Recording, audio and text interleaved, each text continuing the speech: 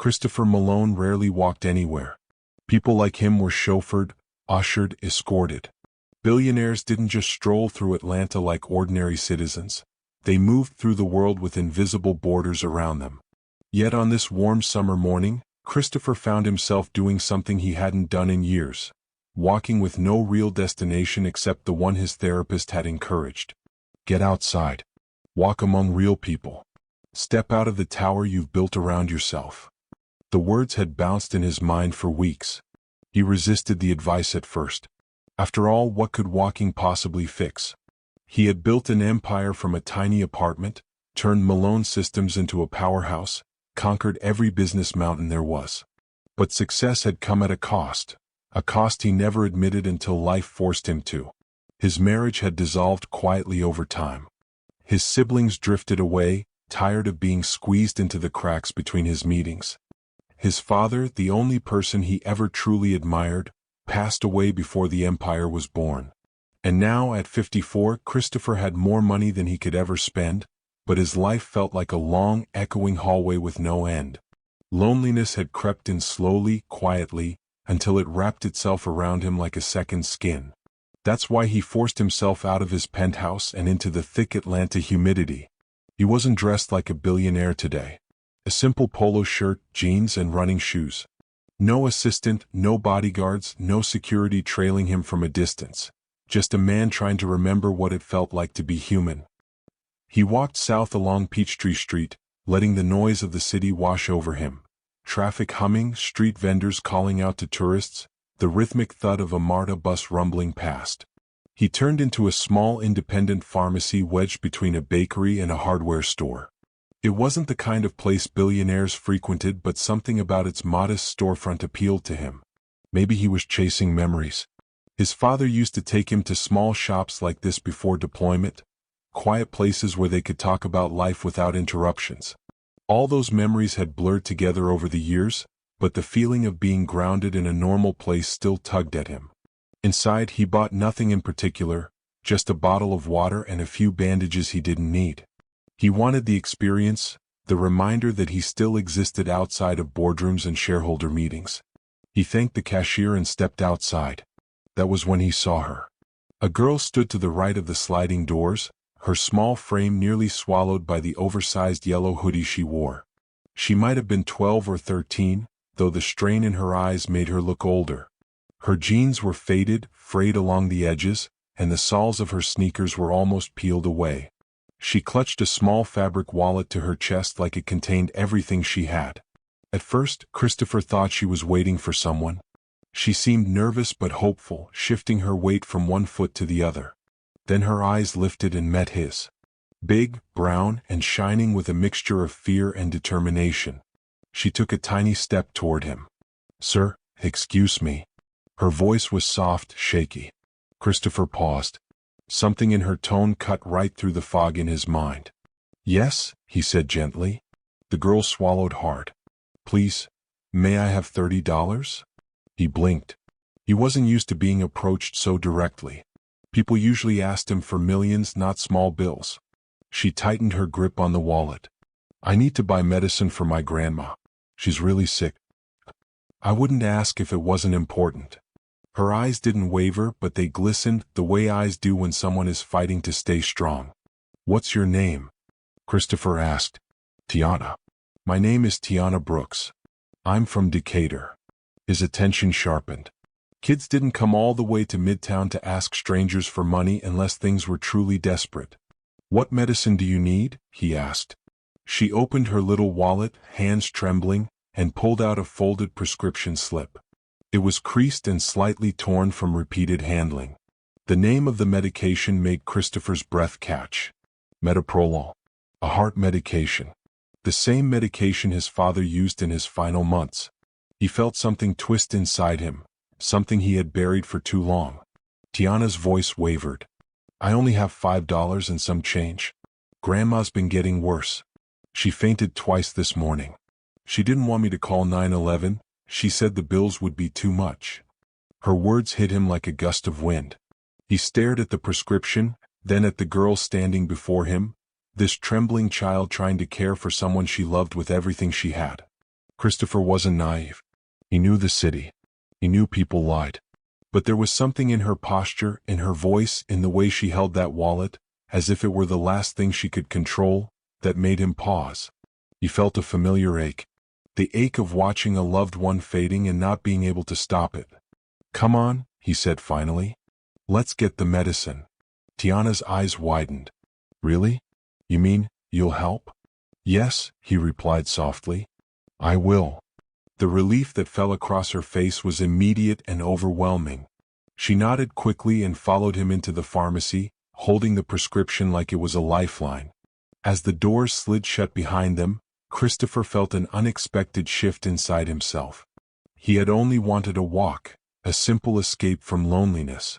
He hadn't expected to be pulled into someone else's emergency.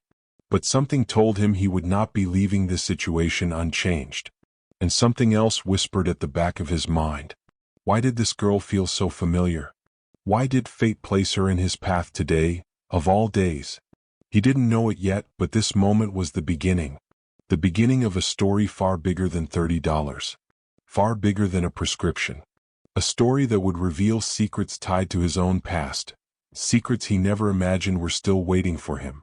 And as he stepped toward the counter with Tiana at his side, the first thread of that hidden truth quietly stirred. The pharmacy door slid shut behind them with a soft hiss, sealing Christopher and Tiana inside the cool, fluorescent-lit space. For a moment, the girl stood motionless, clutching the prescription in both hands as if afraid it might disappear. Her gaze flickered around the store, then settled on the counter at the far end. Christopher watched her carefully. Every movement she made radiated a kind of quiet urgency, like someone used to rushing against time but trying desperately not to show fear. "Go ahead," he said gently. "Let's get it filled." She nodded once and stepped forward, her shoes squeaking faintly on the polished floor. Christopher followed, feeling a strange tightness in his chest. Not anxiety exactly, but something close to it. Something awakening. When they reached the counter, a tall man with sandy hair and thick glasses turned toward them. His badge read Jeff, and the way his eyes widened slightly told Christopher this wasn't the first time he had seen Tiana. "Back again?" Jeff asked, voice low but pointed. Tiana stiffened. "I have a prescription for my grandma," she replied, trying to keep her tone neutral. She held out the paper. Jeff's gaze flicked from the paper to her, then to Christopher. "And you're paying for it?" he asked Christopher directly. "Yes." Christopher kept his voice calm but firm. "Is there a problem?" Jeff hesitated. His eyes returned to Tiana, and a muscle in his jaw twitched. "This girl has been in here a few times recently," he said slowly. "Always asking people outside for money. Different stories each time." Tiana's entire posture crumpled. Her shoulders rounded inward, her chin dipped, and her fingers tightened around the wallet until her knuckles turned pale. Christopher didn't speak right away. He studied her profile, the tremble in her lower lip, the way she refused to meet Jeff's eyes. Was she hiding something? Or was she simply used to being dismissed? Jeff went on, oblivious to the emotional blow his words delivered. "Last month it was money for food. Month before, school supplies. You see why I'm cautious." Tiana's voice barely rose above a whisper. "I wasn't lying." Jeff lifted his hands slightly. "Look, I'm not accusing you. Just being honest with the customer here." Christopher could feel the tension rising in the small space. A part of him, the strict, analytical businessman, understood caution. He had been warned countless times that people would try to take advantage of his generosity. His advisors told him to be skeptical of every emotional plea. But then another part of him, the part that had woken up when he saw Tiana outside, watched the tremor in her shoulders and felt a wave of something heavy and familiar. Fear. Shame. Exhaustion. "Tiana," he said quietly, turning to her, "is what he said true?" She swallowed hard, her voice cracking. "Sometimes I ask for help, but I promise I wasn't lying. We really needed food then. We really needed supplies. And now we really need this." Her eyes finally lifted to his, big, honest, desperate. "I'm not trying to trick you," she whispered. "I just didn't know what else to do." The sincerity in her voice hit him with surprising force. Jeff sighed, shifting his weight. Look, I'm just saying you should be careful. People tell stories. You never know. Christopher met the pharmacist's gaze. I appreciate the warning, he said evenly. But I'll take responsibility. Jeff nodded and walked off to prepare the medication. Silence settled between Christopher and Tiana, broken only by the low murmur of customers shopping in nearby aisles. She wiped her cheek with the back of her sleeve, embarrassed. I'm sorry he said all that, she murmured. You don't need to apologize, Christopher replied. You didn't do anything wrong. She looked down at her shoes. People think I'm lying all the time. They don't believe me even when I'm telling the truth. Christopher felt a strange tug of protectiveness, an emotion he hadn't experienced in a very long time. How old are you? He asked. 12. 12? He repeated softly. You shouldn't have to handle all of this alone. She shrugged, her small shoulders rising and falling as if carrying invisible weight. I have to. There's no one else. Before he could respond, Jeff returned with the prescription bag. $31.78, he said. Christopher tapped his card without hesitation. As the receipt printed, Tiana exhaled shakily, relief swirling across her face like a breeze after a storm. She took the small white bag with both hands, holding it against her chest. Thank you, she whispered. Really? He nodded. It's okay. Are you walking home? Her expression shifted, uncertainty mixed with worry. It's far, she admitted quietly. I took the bus here, but I don't have enough left for the ride back. Christopher felt the words hit him deeper than he expected. This wasn't a scam. This was a child trying to keep her grandmother alive with nothing but grit and hope. I'll drive you, he offered. She blinked rapidly. You don't have to do that, sir. I know, he replied. But I want to. She hesitated, looking torn between gratitude and caution. Then she nodded. Okay. As they walked toward the door, Christopher noticed how her grip tightened around the medicine bag, like she feared someone might take it if she loosened her hold even slightly. Just before they stepped outside, she paused. Sir? She said softly. Yes. Her voice dropped. Please, don't be mad at me for what the pharmacist said. I wasn't trying to make you feel sorry for me. I just had no choice.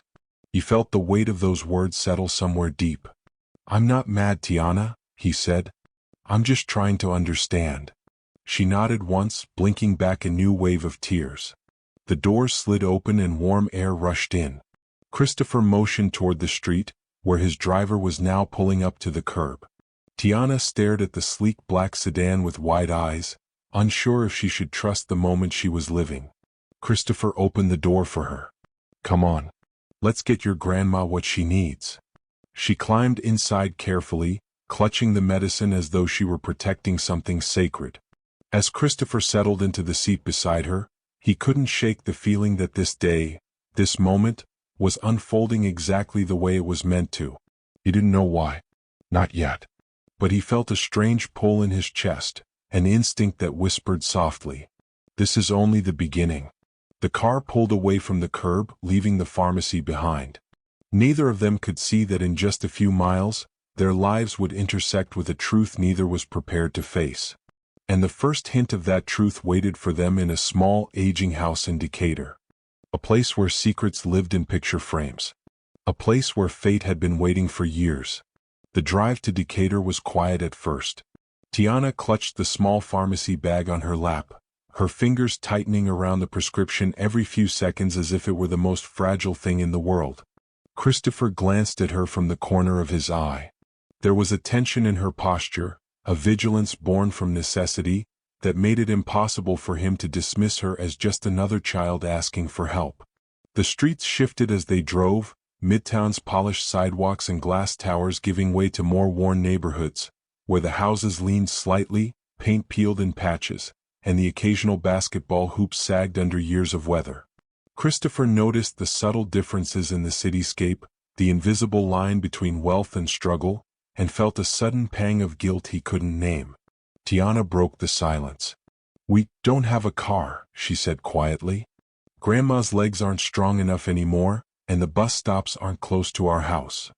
Christopher nodded, understanding more than she knew. Many people assumed wealth automatically erased problems like these. But seeing it firsthand, the way a simple lack of transportation could turn a minor illness into a crisis, hit him harder than any boardroom failure ever had. "Is your grandma expecting you?" he asked. She shook her head. "She doesn't know I came out today. She thought I'd stay home and try to figure it out later." Her voice trembled slightly. "I didn't want to wake her, she's already so weak." Christopher's chest tightened. He thought of his father lying in that hospital bed years ago, and the helplessness he had felt as a teenager, unable to save him despite everything money could buy. The memory flooded him with a mix of sorrow and resolve. When they arrived at the small duplex where Tiana lived, the house looked older than the years it had stood. Its wooden porch leaned slightly, the paint flaking in long strips, and the garden had long ago surrendered to wild weeds. Tiana hesitated at the threshold, glancing back at Christopher. "Are you sure?" she asked.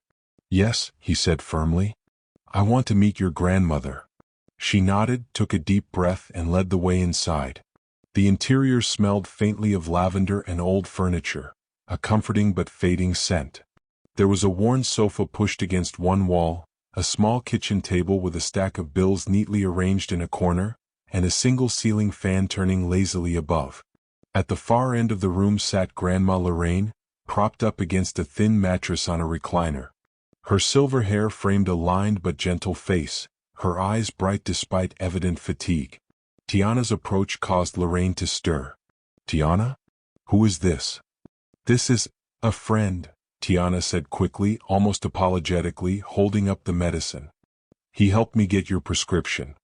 Lorraine's eyes softened, and she attempted a weak smile. "Bless your heart, sir. You didn't have to." Christopher felt a lump form in his throat. This frail woman, sitting in the middle of a worn living room, exuded more strength than anyone he had ever met in a boardroom. Yet beneath that strength he sensed vulnerability, a life of struggle that no amount of money could erase in a single moment. "I'm glad I could help," he said. He handed her the small bag, watching her hands tremble as she took it. Lorraine frowned slightly at the bag. "I don't want to trouble you. You have your own life."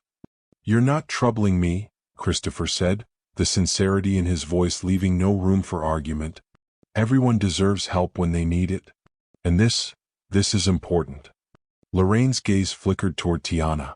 "This child of mine, she's been working so hard to keep everything together. I shouldn't let her shoulder so much. She's too young for all of this." Christopher noticed Tiana flinch slightly, her pride both shining and fragile. It reminded him of a younger version of himself, taught to shoulder responsibility far too early, to measure worth by the weight of struggle endured silently. Lorraine opened the prescription bag and carefully removed the small bottles. "I can take this now," she said, reaching for a glass of water, but Tiana quickly intervened. "Grandma, wait. The doctor said you need to eat something first." Lorraine nodded reluctantly, her voice faint. "I suppose the doctor would know best." Christopher observed the exchange quietly. There was a delicate balance in their household, a mix of care, independence, and hidden pain that Tiana had been carrying alone. It was clear she had been navigating a world far beyond her years, forced to find courage in situations no child should face. He decided not to ask questions. Not yet. Instead, he let the two of them prepare for the medicine together, silently absorbing the scene. He noticed the small touches, Tiana smoothing her grandmother's blanket, Lorraine guiding Tiana's hands gently as they measured the dose, the subtle, unspoken rhythm of care that had grown from years of necessity. As Lorraine took her first dose, Christopher felt a tug of responsibility unlike anything he had known.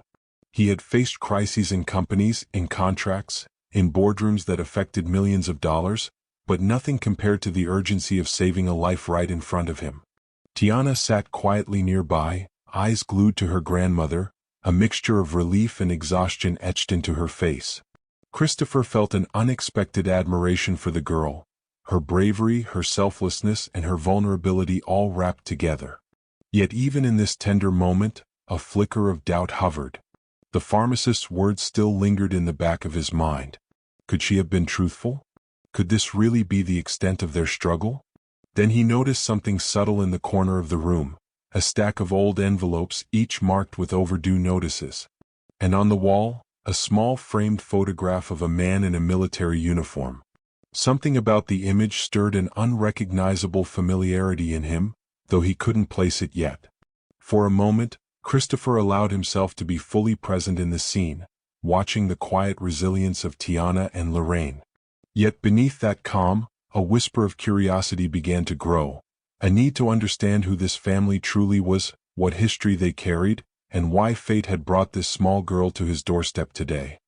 Tiana finally looked up at him, her voice tentative. "Sir, thank you. I don't know how to explain how much this means." Christopher smiled softly. "You don't have to explain. Actions speak louder than words."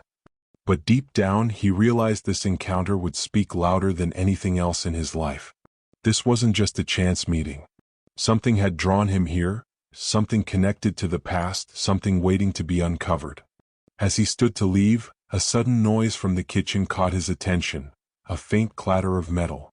Lorraine looked startled but tried to hide it, covering her trembling hand. Tiana's eyes widened. Christopher's instincts snapped into place. Something was more fragile in this home than just the health of the woman before him. There were layers of struggle, of secrecy, of pride, that had built up over decades. And he had just stepped into the middle of it. As he opened the door to step outside, he caught Tiana's gaze one last time. Her eyes held both gratitude and a subtle plea, the unspoken message clear. "Please don't leave us now." Christopher felt a chill run down his spine, not from fear but from the realization that this moment was bigger than he had imagined.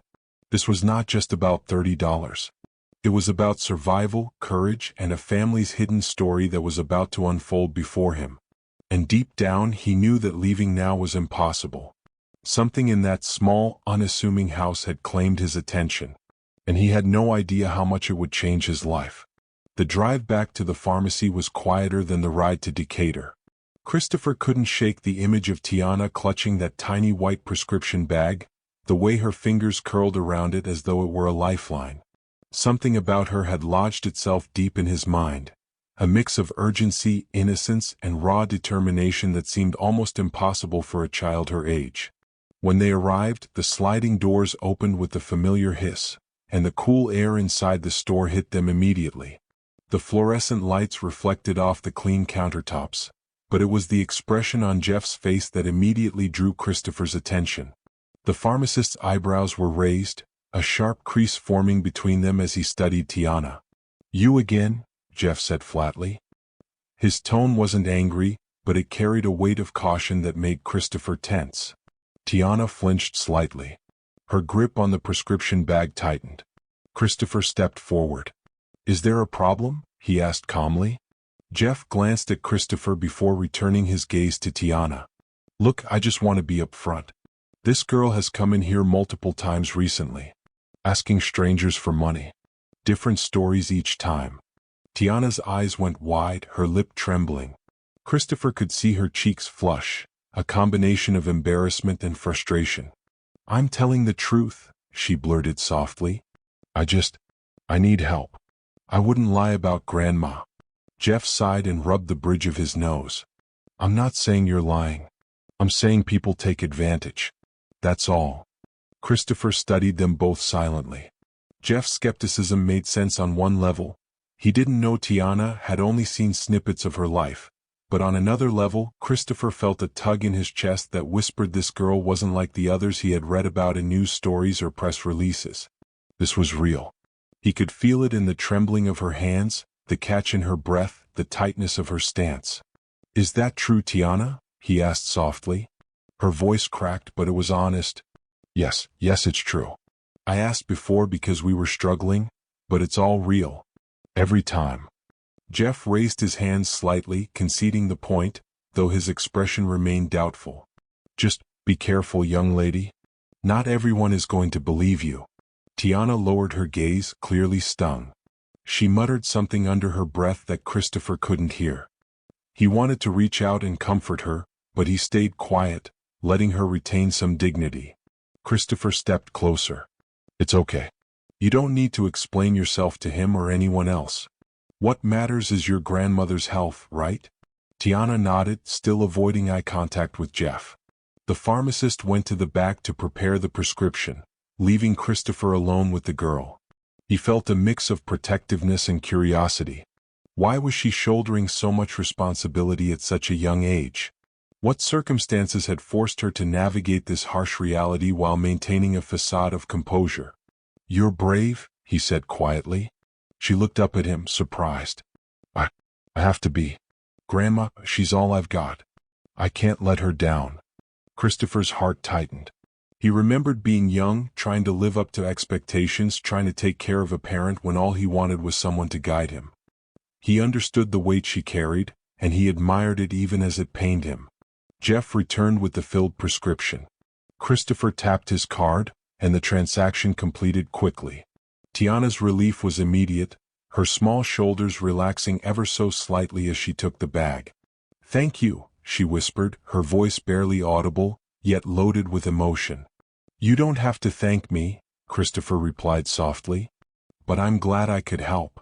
For a few moments they stood in silence, the hum of the pharmacy filling the space around them.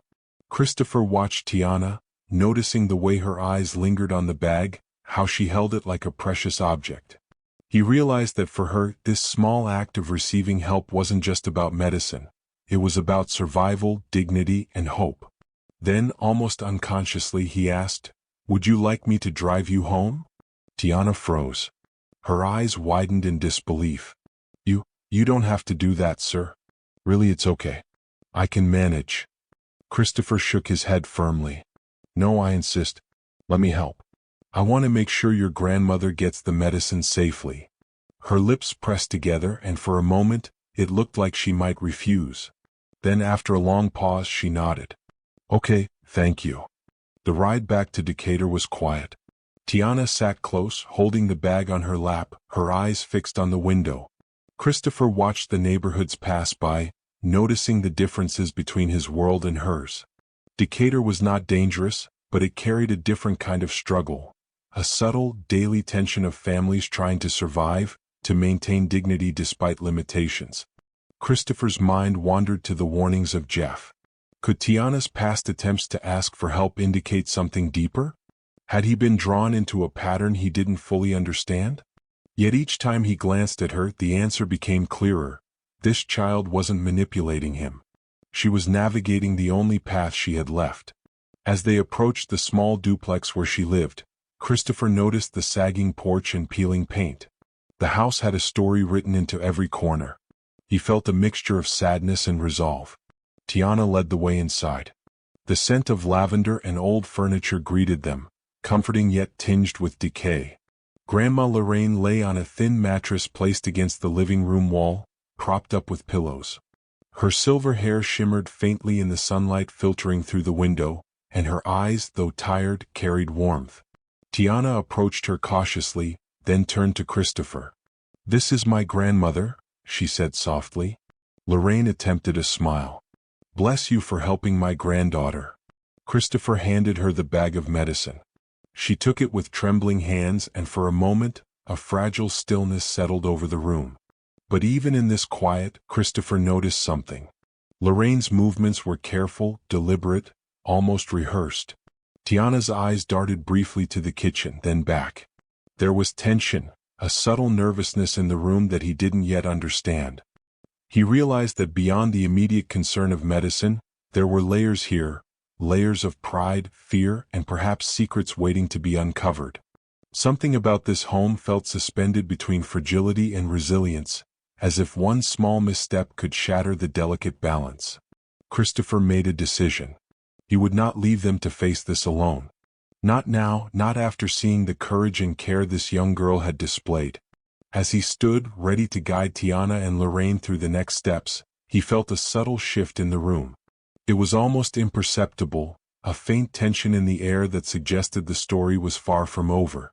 And as he looked at the framed photograph on the wall, a man in uniform smiling quietly, he felt a twinge of recognition, though he didn't yet know why. Something in that photo stirred a memory deep inside him, one that he could not fully recall. Christopher knew only one thing for certain. This encounter was bigger than $30, bigger than a simple prescription. It was the beginning of a story with roots he had yet to uncover, a story that would demand his attention, his heart, and perhaps even his very sense of self.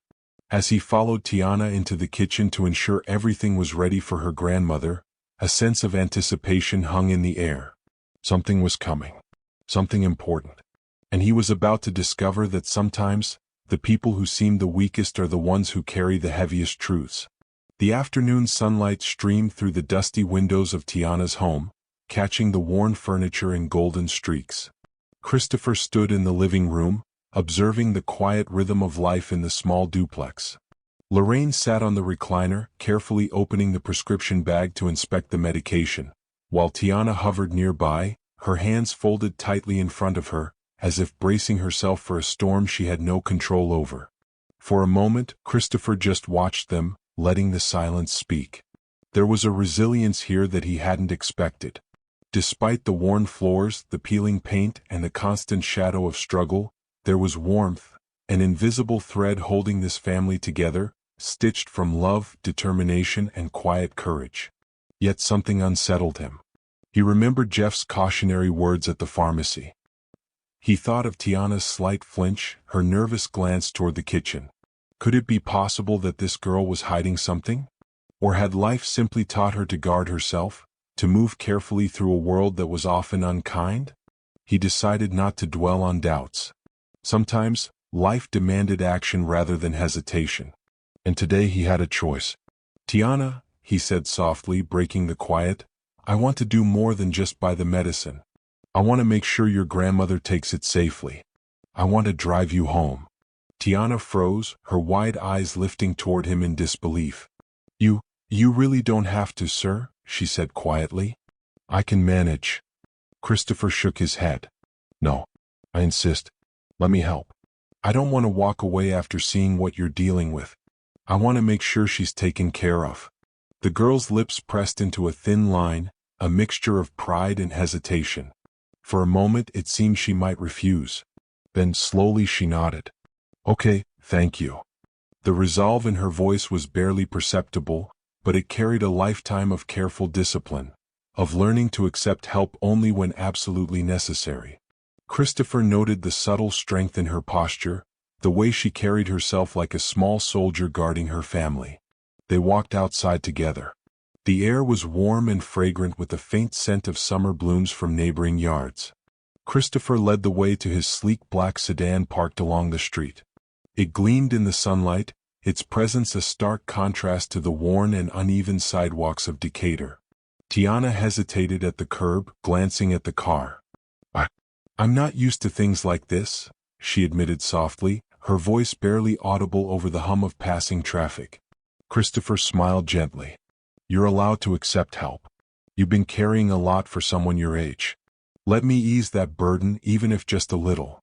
Finally, she climbed into the front seat, clutching the prescription bag like it was a treasure. Christopher settled into the driver's seat beside her. He noticed the small tremor in her fingers as she adjusted her grip, a subtle sign of exhaustion he hadn't fully realized before. The drive back toward the pharmacy was quiet at first. Tiana gazed out the window, watching the familiar streets pass by in a blur. Christopher found himself reflecting on the fragility of this encounter, how easily life could have passed them by had he chosen to remain in his insulated world of glass towers and boardrooms. For years he had measured success in profit margins, market shares, and acquisitions. Yet here, sitting beside this girl who had barely survived the day without losing hope, he felt a new measure of significance forming inside him. It was raw and human. It was responsibility, not to a company, not to a shareholder, but to a life that mattered. "Sir," Tiana said suddenly, breaking the silence, Do you ever feel alone?" The question caught him off guard. He glanced at her profile, her eyes reflecting both curiosity and something deeper, an understanding that life wasn't always fair, even for adults with money and influence. "Yes," he admitted quietly. "Many times." She nodded thoughtfully. "It feels like there's no one to turn to. Even when people are around, it's not the same as someone really caring." Christopher swallowed. Her words struck him harder than he expected.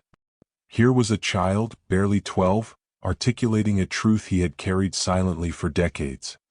He realized that money, power, and success had shielded him from genuine connection, but they hadn't healed the loneliness. They hadn't taught him how to care beyond transactions. The car slowed as they reached a small grocery store parking lot. Christopher pulled over. "Do you want to get a snack before we go home?" he asked gently. Tiana shook her head. "No. Grandma is waiting. I want to get back to her." He nodded, respecting her determination. "All right. Let's go." As they drove the final stretch through Decatur, the neighborhood revealed its layers. Houses lined the streets like silent witnesses to lives filled with unseen struggles. Children played in yards, laughter occasionally echoing against worn fences. Christopher noticed the small details: the cracks in the sidewalks, the faded mailbox numbers, the single basketball hoop with a rusted rim. All of it painted a picture of resilience, of ordinary people surviving extraordinary challenges. When they arrived at the duplex, Christopher parked carefully. Tiana opened the door and stepped inside, clutching the prescription bag tightly. Her grandmother looked up immediately, concern etched across her face. "Tiana, did you get it?" Lorraine asked, her voice weak but curious. "Yes, Grandma," Tiana said, placing the bag carefully on the kitchen table. "We have the medicine now." "Sir, he helped me." Christopher stepped forward, offering a small, respectful nod. "Hello, ma'am. I'm Christopher. I wanted to make sure you received the medication safely." Lorraine's eyes softened, and she attempted a faint smile. "Thank you, sir. That's very kind of you." Tiana's expression brightened, a mix of relief and gratitude washing over her features. She looked at Christopher, her eyes shining. I didn't think someone would actually help." Christopher felt a lump rise in his throat. "Sometimes," he said quietly, "people do what's right even when it's inconvenient." As Lorraine prepared to take the first dose of her medication, Tiana hovered nearby, guiding her grandmother with gentle hands. Christopher watched, silently observing the bond between them. Every gesture, the careful measuring of the pill, the way Tiana supported her grandmother's hand, spoke volumes about their love, their reliance on each other, and the quiet courage that had sustained them through hardship. Yet even as he watched, Christopher felt a subtle tension lingering beneath the surface. There was a history here, a story he hadn't yet uncovered, but the pull of destiny was already guiding him forward. He sensed that this encounter was only the beginning, that the threads of their lives were intertwined in ways neither he nor Tiana could yet comprehend. Finally, Lorraine took her medication. She exhaled slowly, the tension in her shoulders easing slightly. "It's taken care of," she said quietly. Tiana let out a small, shaky breath. "Thank goodness." Christopher felt an unexpected warmth spread through him. The weight of the moment, the small victory, the act of compassion, was heavier than any business deal he had ever made. For once, he felt truly connected to something larger than himself. But as he looked around the modest living room, his gaze fell on the small framed photograph of a man in military uniform hanging on the wall. Something about the image tugged at his memory, though he couldn't place it. A faint sense of recognition stirred in him, like a melody half remembered, and for the first time that day, he felt the edges of a story waiting to unfold. As he prepared to leave, Tiana tugged gently at his sleeve. "Sir, will you come back?" Christopher hesitated. The rational side of him, the part trained to measure risk and reward, urged caution. But the heart inside him had already made the choice. "Yes," he said softly. "I'll come back." Tiana smiled, relief shining in her eyes. "Thank you." He nodded and stepped toward the door, feeling a subtle shift in his perception of life. Today had been about more than medicine. It had been about trust, courage, and the quiet power of compassion. And he knew, deep down, that this was just the first step in a journey neither he nor Tiana could have anticipated. As he walked back to his car, the afternoon sun casting long shadows across the cracked pavement, a small, almost imperceptible sound came from the living room. A faint shuffle, like someone moving quickly to hide something. Christopher paused, his heart skipping a beat. He didn't know it yet, But this faint sound was the first whisper of a deeper story, one that would reveal secrets, test loyalties, and bind their lives together in ways neither of them could foresee. The decision of the heart had been made. And now the consequences were quietly gathering momentum. In an effort to thank the girl for her kindness, the CEO unexpectedly invites her and her mother to a quiet dinner at his private estate.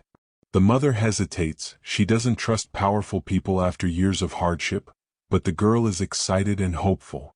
After a gentle plea from her daughter, she reluctantly agrees. The girl and her mother arrive at the CEO's home, stunned by its size and beauty. The girl is amazed, but the mother feels out of place. Her worn dress, tired eyes, and simple shoes make her feel painfully aware of their struggles. The CEO notices her discomfort and tries to make the environment warm and casual. During dinner, the girl accidentally reveals how hard life has been, the eviction threats, the mother's health struggles, and how she sometimes goes to bed hungry so her daughter can eat. The CEO listens quietly. No billionaire meeting or corporate success has ever shaken him like her words do. Feeling embarrassed, the mother apologizes for her daughter oversharing. But the CEO gently encourages her to speak truthfully. For the first time in years, she opens up about her fears, her hopelessness, and the guilt of raising a child in poverty despite trying her best. As they leave, the CEO watches them walk down his long driveway, hand in hand, holding onto each other, trying to stay strong. Something inside him shifts. He knows he cannot walk away from them. Without telling them, he begins planning something that will change their lives forever. The CEO reviews security footage from the day he met the girl, something he rarely does. He watches the moment she approached him, worried, saying he looked sad, and asking to meet her mom. But then he notices something else, something he didn't see that day. In the corner of the footage, a man watches the CEO and the girl closely. He isn't part of the crowd. He stands still, phone pointed directly at them, recording. The CEO zooms in. The man disappears into a car with tinted windows immediately after. The CEO recognizes the car. It belongs to a rival business figure, someone who has tried to ruin him for years, someone who would do anything to damage his reputation. His heartbeat quickens. Why was this man recording him talking to a child? What story is he planning to twist? The CEO realizes the truth. It wasn't him the man was after, it was the girl. The rival could easily twist the footage into something harmful, using the child as leverage or creating a scandal. The girl who just showed kindness is now unknowingly in danger. Shaken, the CEO whispers to himself, "I won't let anything happen to her or her mother." He picks up his phone and calls his head of security. Find everything about that man, every move he's made, and quietly protect the girl and her mother. They must not know. Thus begins a silent, high-stakes protection mission, one the girl has no idea she just triggered. The next morning, the sun rose over Newark with a gentle gold wash, but inside a tiny third-floor apartment on Avon Avenue, the atmosphere felt heavy.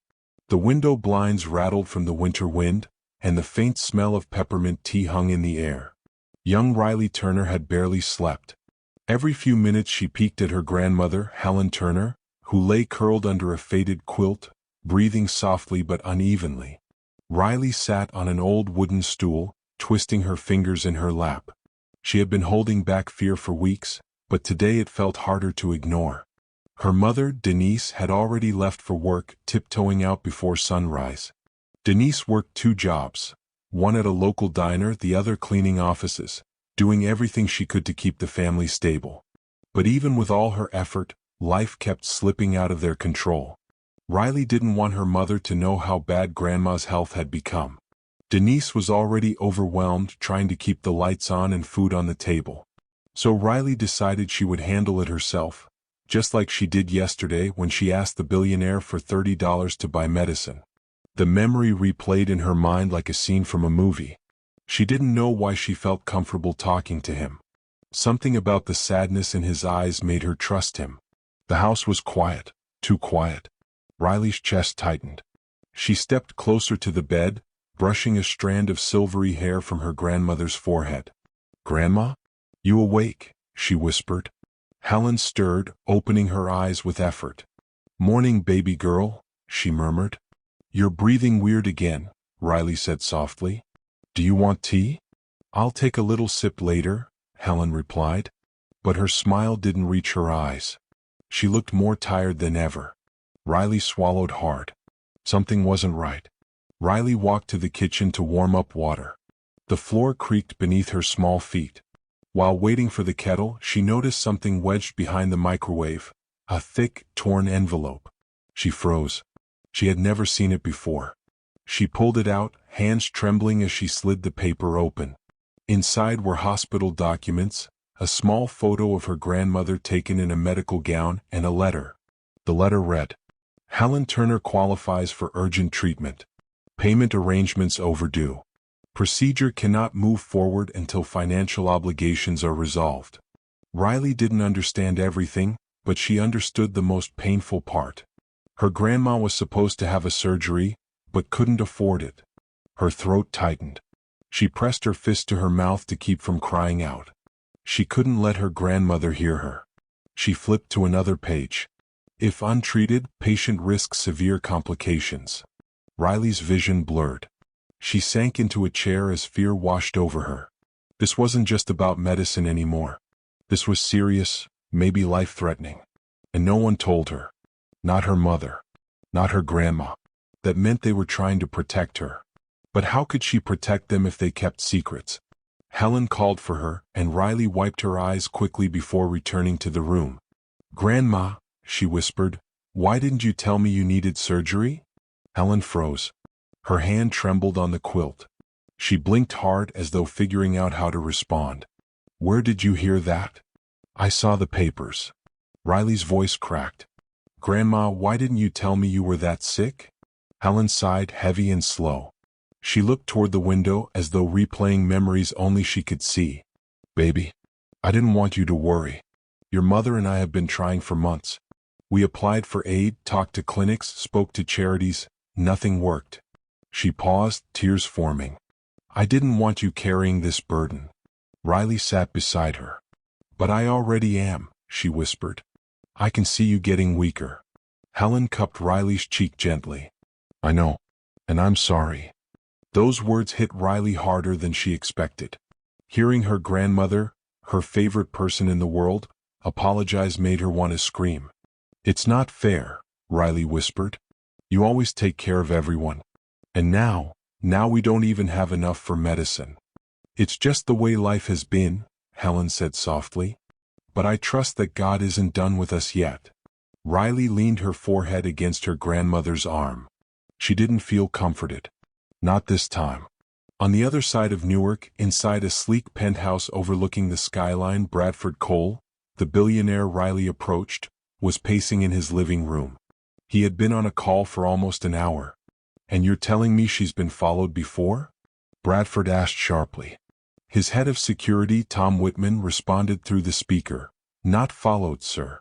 But the rival we identified, Adrian Locke, has been monitoring families connected to your charity outreach. We believe he's trying to build false narratives to damage your public image. Bradford clenched his jaw. And the girl? Tom hesitated. Sir, she and her family fit the profile of the people Locke usually exploits. Poverty. Medical vulnerabilities. Anything he can twist. Bradford's chest tightened. He remembered Riley's big, sincere eyes. The courage she showed. The way she stepped in front of him, offering comfort to a stranger. What's the girl's name? Bradford asked. We only know the mother's first name, Denise. Still working on the rest. Bradford exhaled sharply. He hated feeling powerless. He hated that someone innocent, a child, might be caught in the crossfire of a feud she knew nothing about. I want surveillance on that family, he said firmly. Protection, nothing invasive. Just eyes to ensure they're safe. Yes, sir. But even with that precaution, Bradford felt uneasy. The girl didn't deserve any of this. Back in the apartment, Riley was folding blankets when Grandma Helen called out again. Sweetheart, bring me the blue box from the top drawer. Riley fetched it and sat at the bedside while her grandmother opened it. Inside were faded letters tied together with a ribbon, and a small bronze necklace with a worn engraving. This was my mother's, Helen said. I always planned, someday, to pass it down to you. Riley's eyes widened. Grandma, it's beautiful. Helen smiled faintly. There's something I never told your mother. Something I planned to take to my grave. But you found the medical papers. I guess it's time. Riley's heart thudded. A secret? A deep one? Helen looked at her with a trembling breath. When I was younger, before your mother was born, I used to work for a wealthy family in Manhattan. She paused. And something happened there that changed everything. Riley leaned forward. What happened? But before Helen could answer, she suddenly clutched her chest. Her face twisted in pain. Her breathing went ragged. Grandma. The teacup slipped from the bedside, shattering on the floor. Riley screamed for help. The front door swung open just as Riley dropped to her knees beside the bed. Someone rushed inside. But not her mother. Someone Riley had never seen before. And he knew her grandmother's name.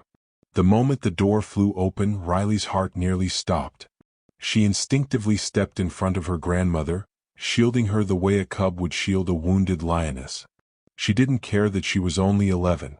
She didn't care that her hands were trembling. She wasn't letting anyone hurt her family. But the man who entered didn't look threatening. He looked desperate. He was in his late 40s, tall with graying hair swept back neatly, wearing a charcoal coat dusted with morning frost. His eyes, tired, alert, searching, landed directly on Helen. Helen Turner? He said, breathless. Riley's pulse roared in her ears. How do you know her name? She demanded, voice sharp. The stranger froze, startled by the force in the little girl's voice. I'm sorry, he said quickly. I didn't mean to scare you. You did, Riley said, refusing to move. Helen groaned softly, her hand pressed to her chest. The sound jolted the man like a shock of electricity. I'm here to help, he said, stepping forward. Don't, Riley snapped. You can't just walk in people's homes. He raised his hands slowly. You're absolutely right. I should have knocked. But your neighbor saw me running up the stairs and let me in. She said she heard yelling. Riley's chest heaved. That part at least made sense, but she still didn't trust him. Who are you? She asked. He swallowed. My name is Dr. Samuel Reed. A doctor? The word hit her like a punch. I've been trying to contact your grandmother for months, he added. Helen's face tightened. She closed her eyes for a moment, then said in a weak voice, Sam?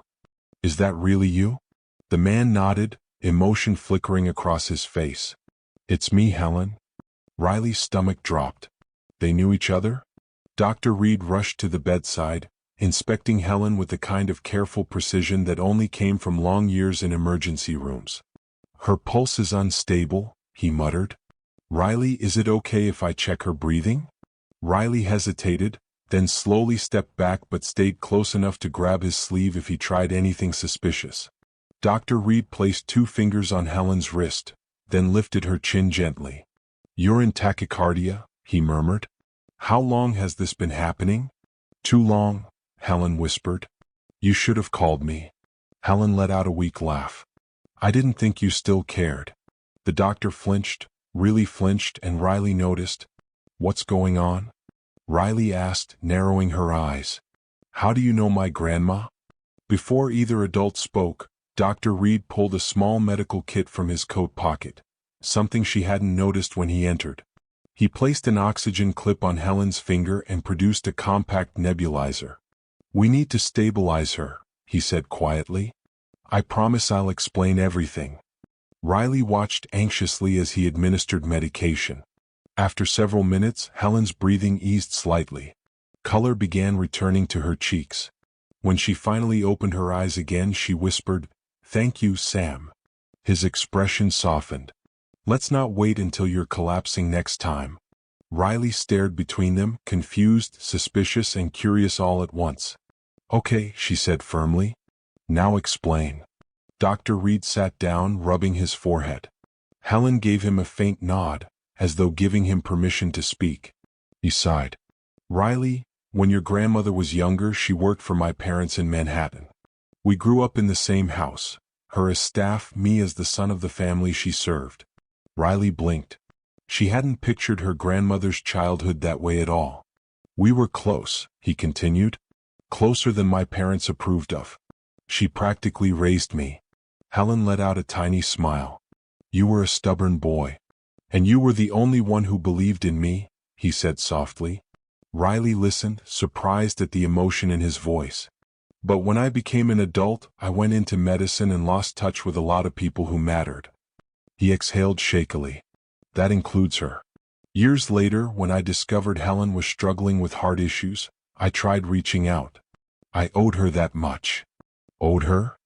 Riley asked. Dr. Reed nodded slowly. "My parents weren't kind to her, and I never stood up the way I should have." His eyes glistened. "She protected me more than I ever protected her." Helen reached for his hand weakly. "You were young, Sam, and you made something of yourself. I'm proud of you." "Not proud enough," he whispered. "I should have been here before things got this bad." Riley hugged her arms around herself, unsure what to feel. She didn't trust him, not yet, but he clearly cared about her grandmother. "If you knew she was sick," Riley said, "why didn't you come sooner?" Dr. Reed lowered his gaze. "I tried. But your mother, she didn't want my help." Riley's eyebrows shot up. "My mom? Why?" Helen sighed. "Your mother has always been protective of me. She thought accepting help from someone tied to my past would reopen old wounds." "Old wounds?" Riley whispered. Helen squeezed her hand gently. "Stories for another day." Riley didn't argue. Not now, not with the fear still rattling her bones. Once Helen was stable enough to rest, Dr. Reed pulled Riley aside to the kitchen, lowering his voice. "Riley, you need to know something important." She tensed. "Is Grandma going to die?" His expression softened. "Not if we act fast. She needs surgery. Soon." Riley nodded. "We don't have money. That's why I'm here." He hesitated. "I want to cover the cost." Riley stared at him. She couldn't even process the generosity. But something in his tone made her stomach twist. "What's wrong?" she asked. Dr. Reed lowered his voice even more. "Last night, someone from a private investigation firm reached out to me. They said your grandmother's name came up in a case involving a powerful businessman, one with political ties." Riley's eyes widened. "Why would Grandma be in a case like that?" "That's what I want to find out." He leaned closer. "Riley, be careful who you talk to right now. Until I understand what's going on, keep your family close." Riley felt chills crawl up her spine. "But why would someone be looking for Grandma?" she whispered. His eyes darkened. "I have a feeling she's connected to something from many years ago. Something someone thought was buried." Before she could ask more, a loud knock echoed through the apartment. Both froze. It wasn't a polite knock. It was firm, deliberate. 3 slow bangs. Riley's hair stood on end. She looked at Dr. Reed. "Are you expecting someone?" he whispered. He shook his head. The knock came again, louder. Riley's heart thundered. Dr. Reed moved to the door slowly, cautiously, then pressed his eye to the peephole. His entire body stiffened. "Who is it?" Riley whispered. He turned toward her, face pale. "It's someone I hoped we'd never have to see." The knocking stopped, replaced by a chilling silence that stretched across the small apartment like a shadow creeping under every doorframe. Riley clung to the hallway wall, her breath shaky as she watched Dr. Reed freeze with one hand still resting on the doorknob. "Who is it?" she whispered again, voice trembling. Dr. Reed didn't answer right away. His eyes stayed fixed on the door as if he were staring down a ghost from his past. Finally, in a low voice, he said, "His name is Victor Hale." Riley didn't recognize it, but Dr. Reed said it the way someone speaks of storms that destroy towns, quiet, heavy, resigned. "Is he dangerous?" she whispered. "Not in the way you think," Dr. Reed replied. "But he has power, and he uses it without mercy." Before Riley could respond, another knock came, this time softer, almost polite, which somehow made it more terrifying. Dr. Reed straightened his coat and stepped in front of Riley. "Go to your grandmother's room," he said. "Lock the door." But Riley shook her head fiercely. "No. I'm not leaving Grandma. And I'm not leaving you. His jaw tightened, but he didn't argue. Fine. She was staying. Dr. Reed cracked the door open only a few inches. What do you want, Victor? He asked sharply. A tall man with slicked-back dark hair and a perfectly tailored navy suit stood in the hallway. He had the kind of face that always seemed to be judging the world around him. Cold eyes, a mouth that rarely smiled, and posture stiff enough to snap. Sam, Victor said smoothly. Funny meeting you here. Dr. Reed didn't return the smile. Cut to the point. Victor leaned forward slightly, his presence pressing into the apartment without stepping foot inside. You've been avoiding my calls. I've been busy. Victor's gaze flicked past him, toward the hallway where Riley was peeking, still trying to look invisible. A calculating look crossed his eyes. Ah, Victor said softly. So this is the girl. Dr. Reed moved an inch, blocking his line of sight. Riley's stomach dropped. This man knew she existed? Victor folded his hands behind his back in a gesture too calm to be genuine. You should have told me, Sam. I don't like surprises. This isn't your business, Dr. Reed snapped. Victor raised an eyebrow. Everything becomes my business eventually. Something in the way he said it made Riley's skin crawl. Victor slipped a business card through the door crack. Call me. Today, he said. We have unfinished matters. I'm not calling you, Dr. Reed replied. Victor smirked. Then I'll keep appearing. His gaze sharpened. And I doubt you want me showing up at a place like this again. That wasn't a threat. It was a warning.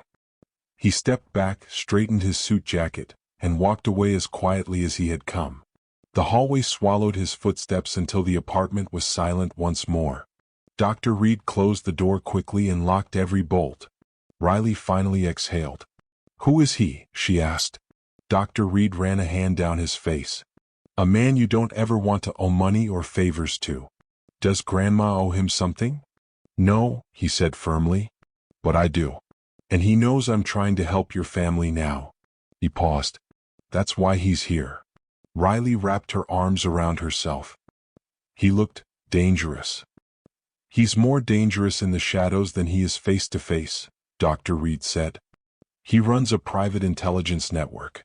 The kind that digs into financials, backgrounds, hidden histories, things people try to bury. Riley's heart thudded. Is that how he found out about you coming here? Yes, Dr. Reed said. Which means he might know something even I don't. Riley looked toward the bedroom where her grandmother lay resting. Something someone thought was buried. Victor Hale. Private investigations. A secret from Manhattan decades ago. Was this all connected? Helen stirred when they returned to the bedroom. Her breathing had stabilized, but she looked exhausted. Who was at the door? She asked softly. Dr. Reed hesitated. Someone I hoped you'd never have to deal with. Helen frowned, picking up on the tension easily. Sam, this won't bring trouble to them, will it? Riley stepped forward. Grandma, who's Victor Hale? Why would he look for us? Helen's eyes darkened, a fear flickering behind them that Riley had never seen before. She swallowed hard. That name. I haven't heard it in years. You know him? Dr. Reed asked sharply. Helen nodded slowly. I knew his father. Dr. Reed paled. You never told me that. Because I wanted to protect you. Protect everyone. His father was. She stopped, pressing a hand to her chest as pain flashed across her face. Riley grabbed her hand. Grandma, don't talk if it hurts. Helen closed her eyes, breathing through it. Back then I saw something I wasn't supposed to. In the Hale household. Something that could ruin powerful people. Something that could ruin them. Riley felt the air vanish from her lungs. What did you see? She whispered. But Helen didn't answer. She drifted into sleep, her breath steady but fragile. Dr. Reed leaned against the wall, rubbing his temples. This isn't just a medical crisis anymore, he muttered. This is bigger. There are old secrets involved, ones people don't want uncovered. Riley stared at him, voice shaking. What do we do? We get your grandmother into surgery, he said at once. Today if possible. Once she's in a hospital, she'll be harder to reach and much safer. He paused. and I'll handle Victor. Riley wasn't convinced. He doesn't seem like someone you handle. No, Dr. Reed agreed. But I'm not letting him near any of you. Just then the apartment lights flickered. What? Twice. Then everything went completely dark. Riley gasped. Dr. Reed swore under his breath. The heater shut off with a click, the refrigerator powered down, and silence filled the apartment. But it wasn't the silence that scared Riley. It was the small glowing red light blinking from the hallway window. A light she had never seen before. A laser. Pointing directly into their home. What is that? Riley whispered. Dr. Reed's face drained of color. That means, he said, voice tight, someone outside is watching.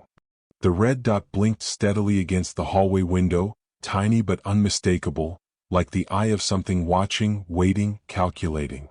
The rest of the apartment sat in total darkness, each shadow feeling deeper and more hostile with the absence of light. Riley's breath hitched. Dr. Reed, what is that? He didn't answer right away. His silhouette shifted, blocking her from the window as he scanned every corner of the room. When he finally spoke, his voice was low and controlled. It's a surveillance marker, he whispered. Someone tagged the window from outside. Riley's pulse hammered in her ears. Surveillance? Like spying? Yes, he said. Someone is monitoring this apartment. But who? She whispered. He didn't need to say the name. She already knew. Victor Hale. But why? Why would a billionaire with political ties, someone far removed from families like hers, care about their tiny apartment, their quiet life, her fragile grandmother? Dr. Reed stepped backward slowly, keeping his body between the window and the rest of the apartment. Stay quiet, he murmured. Don't move unless I tell you. Riley nodded, clutching the hallway wall to steady herself. Helen lay asleep in the bedroom, unaware that danger was now creeping around them. Riley's fear deepened. I need to check on Grandma. Go, Dr. Reed whispered. But stay low. Riley crouched and hurried to the bedroom, her heart pounding with every step. She peeked inside. Her grandmother slept peacefully, unaware of the darkness gripping the apartment. Her frail chest rose and fell slowly. Too slowly. Riley knelt beside her, her hands trembling. Gran, well, please be okay, she whispered. Please.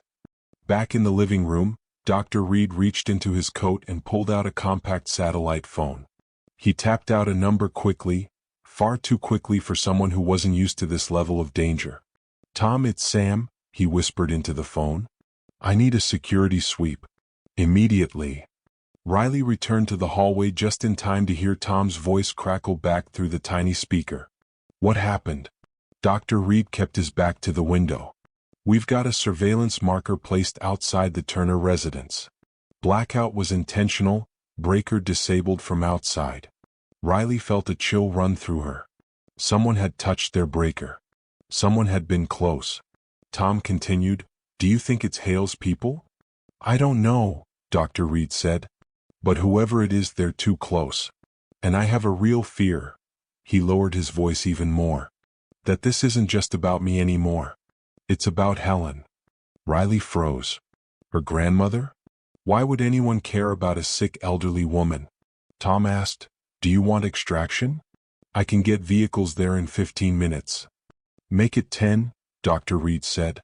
Then he hung up. Riley stepped closer. What does that mean? Extraction? Are we being taken somewhere? We're not safe here anymore. Dr. Reed glanced toward the window. We need to move before whoever's watching decides to make their next move. Riley's voice cracked. But what if they come inside before we leave? Dr. Reed crouched in front of her, his tone steady. Riley, listen to me. I know you're scared. You should be. But I promise, I won't let anyone touch you or your grandmother. His eyes softened. You're brave, Riley. Braver than most adults I know. I need you to stay that way just a little longer. Riley nodded, swallowing hard. She had no choice. Dr. Reed returned to the bedroom. Helen's eyes fluttered open as he entered, confusion clouding her features. It's dark, she murmured. Did the power go out? Yes, he said gently. But we're taking care of it. Helen studied his face. Even in the shadows, she saw the tension he tried to hide. "What's wrong, Sam?" He hesitated, then said softly, "We need to get you to a safer place. Just for now." Helen frowned. "This is my home. I'm not in any condition to go wandering around." "I know," he said softly. "But you're not safe here." Riley stepped into the room, her voice shaking. "Grandma, someone marked our window." Helen's eyes widened. "Marked your window? What do you mean?" Dr. Reed explained quickly, but gently. As he spoke, Helen's face drained of color. "Oh no," she whispered. "Not again." Riley leaned in. "Again? What do you mean, again?" Helen closed her eyes, her fingers gripping the blanket. "This happened once before, many years ago. Back when I lived in Manhattan." Riley's heart thundered. "Because of the secret you told me about?" Helen didn't answer, but her silence was answer enough. Dr. Reed carefully lifted Helen from the bed, supporting her weight as Riley grabbed a small backpack and stuffed it with essentials. Medicine, warm clothes, the old bronze necklace, the blue box of letters. The red dot blinked faster now, as if whoever was outside knew they were preparing to leave. "Sam," Helen whispered fearfully. "If they found me, then this goes deeper than I thought." Riley helped tuck blankets around her grandmother as they moved her slowly into the hallway. "Grandma," Riley whispered, "I don't understand. What did you see? Why do they care?" Helen shook her head weakly. "Later, when we're safe." But Dr. Reed suddenly stiffened. The red dot moved. It slid across the window, then vanished. Someone outside was shifting positions. "Time's up," Dr. Reed said, his voice filled with urgency. "We're leaving now." He pushed Riley gently. "Grab your coat. Don't look out any windows." Riley threw on her coat with trembling hands. The hallway suddenly felt colder. Quieter. Too quiet. Then, a metallic sound came from the stairwell. Footsteps. Soft at first. Then heavier. Growing closer. Riley's blood ran cold. Dr. Reed whispered, "Someone's coming up the stairs." Helen squeezed Riley's hand weakly. "Stay close, baby." Riley's heart pounded so hard she felt dizzy. The footsteps grew louder. Closer. Then a shadow crossed under the apartment door. A tall figure. Motionless. Listening. Dr. Reed held his breath. Riley gripped her grandmother's arm. The doorknob began to turn. Slowly. Deliberately. Someone was entering. The winter air bit sharply at Kennedy's cheeks as she stepped off the bus and made her way toward the small brick building on the corner of Alder Street.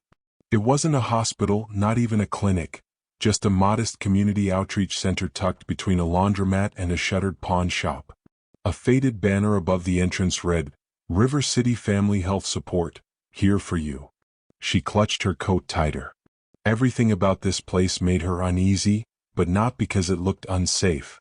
Rather, it felt too quiet, too observant. Like someone here already knew she was coming. Inside, the warmth made her eyes sting.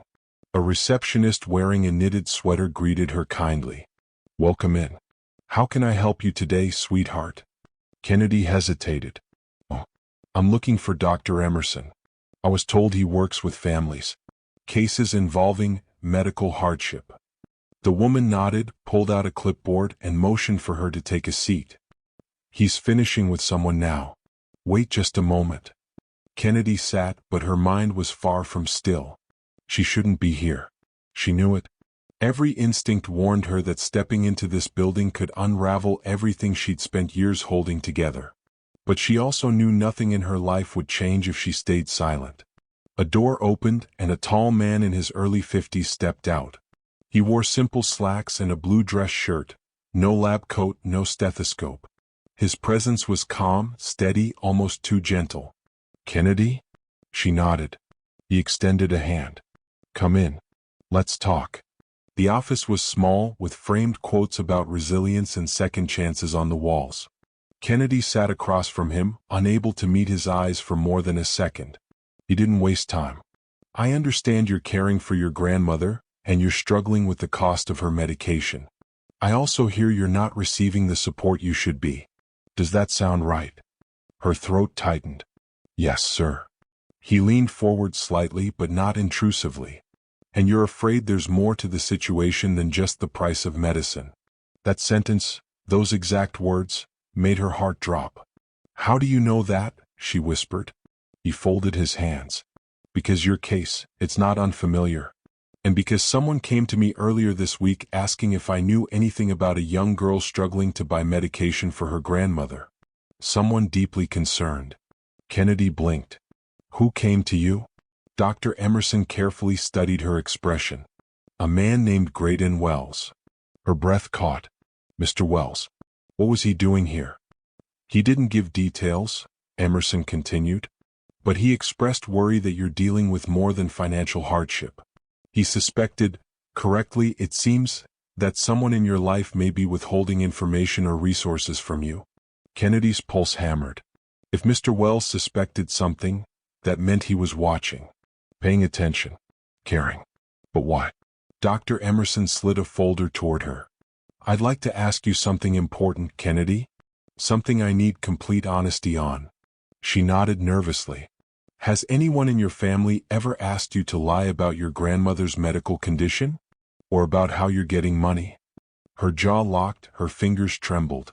She didn't want to say it, didn't want to betray the only family she had left besides Grandma, but she was so tired of carrying it. And Dr. Emerson's voice softened as though he sensed the storm inside her. You're safe here. Nothing leaves this room unless you want it to. After a long silence, she whispered, Yes. His expression didn't change, no shock, no pity, just quiet understanding. Who asked you to lie? Kennedy swallowed hard. My uncle, Roy. Dr. Emerson nodded once, then opened the folder, revealing several printed papers, case notes, reports, copies of financial statements. Kennedy stared. What is all this? This, he said gently, is what I've been investigating. Your grandmother's prescriptions should have been fully covered under her insurance. The system shows multiple payments approved. But the medication was never picked up. Not once. Kennedy shook her head. No, that's not possible. I pick up her medicine every 2 weeks. He turned one page toward her, an official record. Not according to the pharmacy logs. They show a single pickup, 4 months ago. Her stomach twisted violently. 4 months ago. That was around the time her uncle suddenly became strict about her handling the medications, claiming prices had changed, that things were difficult, that she needed to help. Dr. Emerson looked at her carefully. Kennedy, someone has been stealing your grandmother's medication, and the insurance funds meant to pay for it. Her mind spun, memories reshuffling, pieces clicking into place, too quickly, too painfully. Roy taking the envelopes. Roy locking drawers. Roy insisting he would handle the phone calls. Roy getting angrier every time she asked about costs. Her voice cracked. Why would he do that? Why would he steal from Grandma? Dr. Emerson sighed. There are many reasons people do the wrong thing. Addiction. Desperation. Or sometimes, he paused, choosing his words carefully. Sometimes people simply believe the vulnerable won't fight back. A cold, trembling anger crawled through Kennedy's spine. How long have you known? She asked. I suspected for 2 weeks, he answered. But I didn't have confirmation until yesterday. That's when Mr. Wells reached out again, and told me that you'd asked a stranger for money on the street. Kennedy buried her face in her hands. Of course. The moment at the pharmacy. Mr. Wells had seen more than she realized. And he hadn't ignored it. He'd intervened. Dr. Emerson continued softly. Kennedy, your grandmother's health is in danger. She hasn't been receiving her medicine. If she's been worsening recently, that may be why. Tears welled instantly. She's been coughing more. Getting dizzy. But I thought maybe it was just... She couldn't finish. She couldn't breathe. Emerson's voice lowered. We can help her. We can get her stabilized. But we need to act fast. Kennedy lifted her head, eyes red. What do I have to do? For the first time, Dr. Emerson leaned back, exhaling deeply, like he'd reached the hardest part of the conversation. There's something else you need to know. Something that complicates everything. Kennedy tensed. Complicates how? He hesitated. Your uncle didn't do this alone. A cold wave rolled through her. What do you mean? Emerson tapped the folder again. The signatures authorizing the cancellation of your grandmother's medication. They belong to two people. Kennedy's heart thudded painfully. Who is the second person? She whispered. Dr. Emerson's voice became careful, too careful. You aren't going to like the answer. A chill raced down her spine as he turned the final page toward her. The signature at the bottom was one she recognized. One she had grown up seeing on permission slips, report cards, and notes left on the fridge. Her mother's. But her mother was gone. Dead. Or so she had always been told. Kennedy's breath hitched violently. The room spun. Dr. Emerson, she whispered, her voice breaking and trembling all at once. How is my mother's name on that paper? And that question, raw, impossible, and earth-shattering, hung in the air like a blade, setting the stage for the next reveal, the truth she never imagined she'd face. Kennedy stared at the signature as if the ink itself were alive, crawling across the page, rewriting the past she thought she understood. Her throat tightened, and her stomach twisted in a way that made it hard to breathe. Her mother's name. Her mother's handwriting. Clear. Familiar. Impossible. She pushed the folder slightly away, as though distance could make the truth less violent. My mother is dead, Kennedy whispered, barely able to form the words. She died when I was 6, in a car accident on I-74. They told me, everyone told me. Her voice cracked. That signature can't exist. Dr. Emerson folded his hands, his expression patient but heavy with something that felt like dread. I hear you, he said quietly, and I don't expect you to accept this easily. But the document is real. Verified. Dated 8 months ago. 8 months. Kennedy's voice rose, trembling. My mother's been gone for 11 years. I know. Emerson exhaled. Which is why this situation is far more complicated than I initially believed. A wave of nausea hit her so hard she gripped the edges of her chair. Everything felt wrong. Everything felt like it was slipping. Dr. Emerson, her voice shook. Why would her name be there? Who put it there? Did someone forge it? That's one possibility, he admitted. But the handwriting matches exact. Perfect. Down to pressure points and pen stroke angles.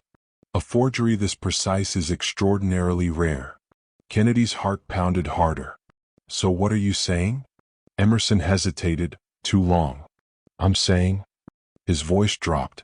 There's a strong chance your mother is not dead. Silence echoed in the small room. Kennedy blinked, but the world didn't steady. Buzzing filled her ears, drowning out logic. No, she breathed. No. That's not. You can't just say that. You can't. I'm not stating it as fact, Emerson clarified gently. But we have to consider the possibility. Kennedy stood abruptly, pacing, gripping her hair. She died. I remember the funeral. I remember Grandma crying for weeks. Uncle Roy, he told me he identified the body at the hospital in Indianapolis. Her words halted. Roy. Her uncle. The man who had been stealing from them. The man who controlled every piece of information in their family. The man who insisted she was too young to understand the truth. Her chest tightened. What if he lied back then too? Emerson watched her carefully. Kennedy, sit if you can. You're pale. She shook her head. No, I can't. This doesn't. My mother wouldn't abandon me. Ever. No loving parent would willingly, Emerson said softly. But people sometimes disappear for reasons that have nothing to do with love. Kennedy stopped pacing. What kind of reasons? He hesitated again, longer this time. The kind of pause that made her stomach drop. That's what we need to uncover, he said. But I will tell you what I do know with absolute certainty. She waited, heart pounding. Your mother's information, her identity, was used to authorize medical cancellations on your grandmother's file. And whoever signed that paper, he tapped the form, had access to every detail your mother once had. Kennedy's arms wrapped around herself, as if to hold her breaking pieces together. Why would she do that? She whispered. Emerson didn't answer. Not because he didn't want to, but because he didn't know. and that made everything worse. "Let me show you something else," he said. He opened a drawer and pulled out a sealed envelope. The paper was thick, slightly worn, and addressed in handwriting she recognized instantly, slanted loops, neat lines. Her mother's handwriting. Her breath vanished. "This arrived at the center this morning," Emerson said, voice low. No return name. No fingerprints on the flap. But the delivery record shows it was dropped off anonymously at 5:42 a.m. Kennedy swallowed, her pulse thundering. "Someone left this, for me?" "Yes." Her shaking fingers tore slowly at the seal. Inside was a single page. One sentence. Written in the same unmistakable handwriting. "I'm sorry. I did what I had to do, Mom." Kennedy's knees buckled, and she collapsed into the chair, clutching the letter like it was both salvation and curse. It felt unreal. Terrifyingly real. Her mother couldn't be alive. Her mother shouldn't be alive. And yet, "Dr. Emerson," she whispered, tears burning. "How do I know this isn't a trick?" "That's exactly what we need to determine," he said. "But I want you to hear something important." He leaned forward. "When Mr. Wells reached out to me, he didn't just ask about medical assistance. He asked if I had ever dealt with families hiding someone. Someone who disappeared years ago." Kennedy froze. "Mr. Wells asked that?" "Yes." Emerson nodded.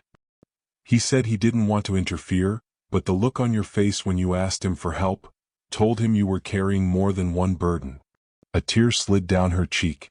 She didn't know why, but hearing that Mr. Wells noticed, really noticed, sent a different kind of ache through her chest. Emerson continued. "I believe he sensed something was deeply wrong. And whether he realizes it or not, his involvement may be the reason this envelope arrived today." Kennedy looked down at the letter, fingers trembling. "What do I do now?" she whispered. "We take the next step," Emerson replied. "We confront the person who may have answers. The person who signed documents they had no right to." Kennedy's voice cracked. "You mean Roy?" "No," Emerson's voice darkened. He turned another page in the file.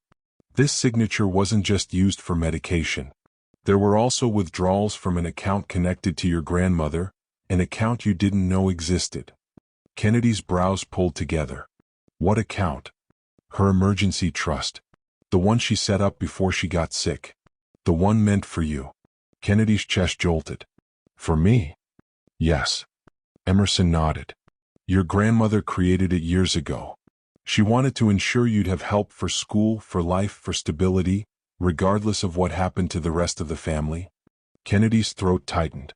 But then a horrifying thought hit her. "Who touched the account?" she whispered. Emerson slid the page toward her. The signature matched the one on the medical cancellations. Her mother's name. Her mother's handwriting. "So either your mother is alive," Emerson said quietly, "or someone with intimate access to her personal documents is deliberately using her identity to drain your grandmother's resources." Kennedy stared at the page, heart spiraling. "So who do we talk to?" she whispered.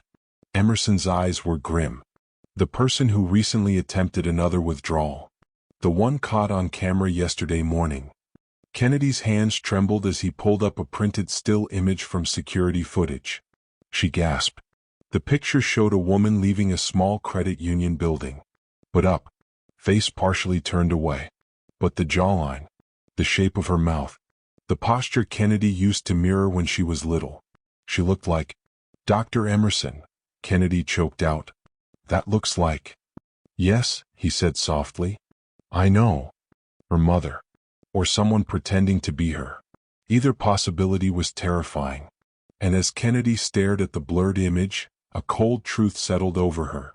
Whatever was happening, whatever secrets had haunted her family, they were no longer buried. And the next step would force her to confront a truth she wasn't sure she was ready to face. Kennedy's eyes stayed glued to the grainy still frame as if it held the key to every unanswered question in her life. The woman in the image moved with a posture Kennedy remembered too well, shoulders slightly angled forward, chin tucked in a way that suggested someone always bracing for trouble. There was something hauntingly familiar in the silhouette alone, and the faint outline of the jaw tightened the knot already choking her breath. It shouldn't have been possible. It couldn't be possible. Yet it felt possible. Her mother's shape. Her mother's presence. Her mother's ghost captured in poor-quality security footage. Her fingers trembled as she traced the outline on the image. "Dr. Emerson," Kennedy whispered, her voice cracking. "What if it's her?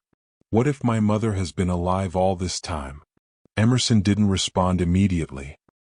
He leaned back thoughtfully, folding his hands together, watching Kennedy with a mixture of concern and caution. "That is one possibility," he said softly, "but not the only one." Kennedy tore her eyes away from the photograph, confusion, despair, and a strange, desperate hope swirling so violently she felt dizzy. "What else could it be?" she demanded quietly. "Why does she look so much like my mother? Why would she be using her name?" "Identity theft is common," Emerson explained. "Sometimes close relatives, siblings, cousins, can mimic mannerisms and facial structure. But," he paused, eyes narrowing on the photo, "this resemblance goes beyond that." Kennedy swallowed hard. "So you think it's her?"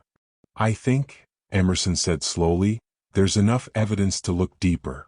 Before she could respond, he placed a second sheet on the table, another angle from the security footage capturing the side of the woman's face.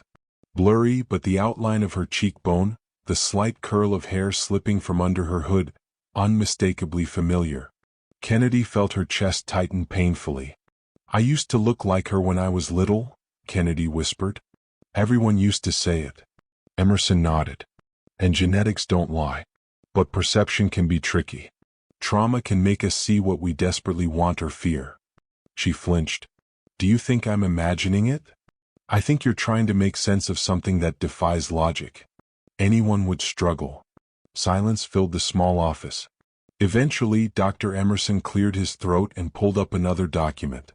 "This is the withdrawal attempt," he said, tapping the page. "The person used the exact signature found on your grandmother's medical forms." Kennedy stared at the signature again, anger slowly building through her shock. "So it is the same person," she murmured. "Yes," Emerson confirmed. "And the bank cameras caught her leaving quickly, as if she didn't want to be seen." Kennedy's mind raced. If her mother was alive, even remotely possible, then why had she stayed away? Why hadn't she come home? Why hadn't she reached out? Why had she let Kennedy grow up thinking she was dead? Her voice trembled as she spoke. "Dr. Emerson, what do I do? Where do I even start with this?" "We start," he said carefully, "by confirming whether the woman in the footage truly is your mother." "How?" Kennedy asked. "I traced the withdrawal attempt to a specific branch in the River City district," Emerson explained. "They keep detailed security logs. And," he pulled out another file, "they reported seeing the woman return twice in the last month." Kennedy's heart stopped. "She came back?" "Yes. Once to the ATM area, once inside the lobby. She always wore a hood, stayed under 30 seconds, and avoided direct camera angles."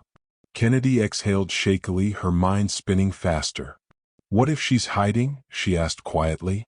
"What if someone's after her? Or, what if she's hiding from me?" The second possibility tasted like poison.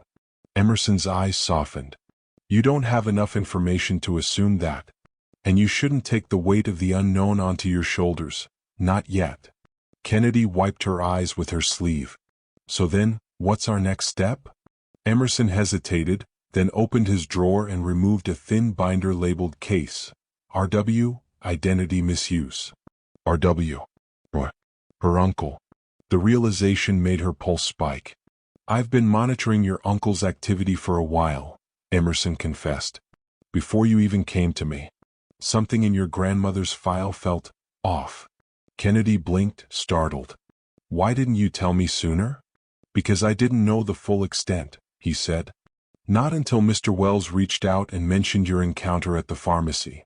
Kennedy's chest tightened again at the mention of Mr. Wells. His kindness, his calm, the way he seemed to understand more than he should have.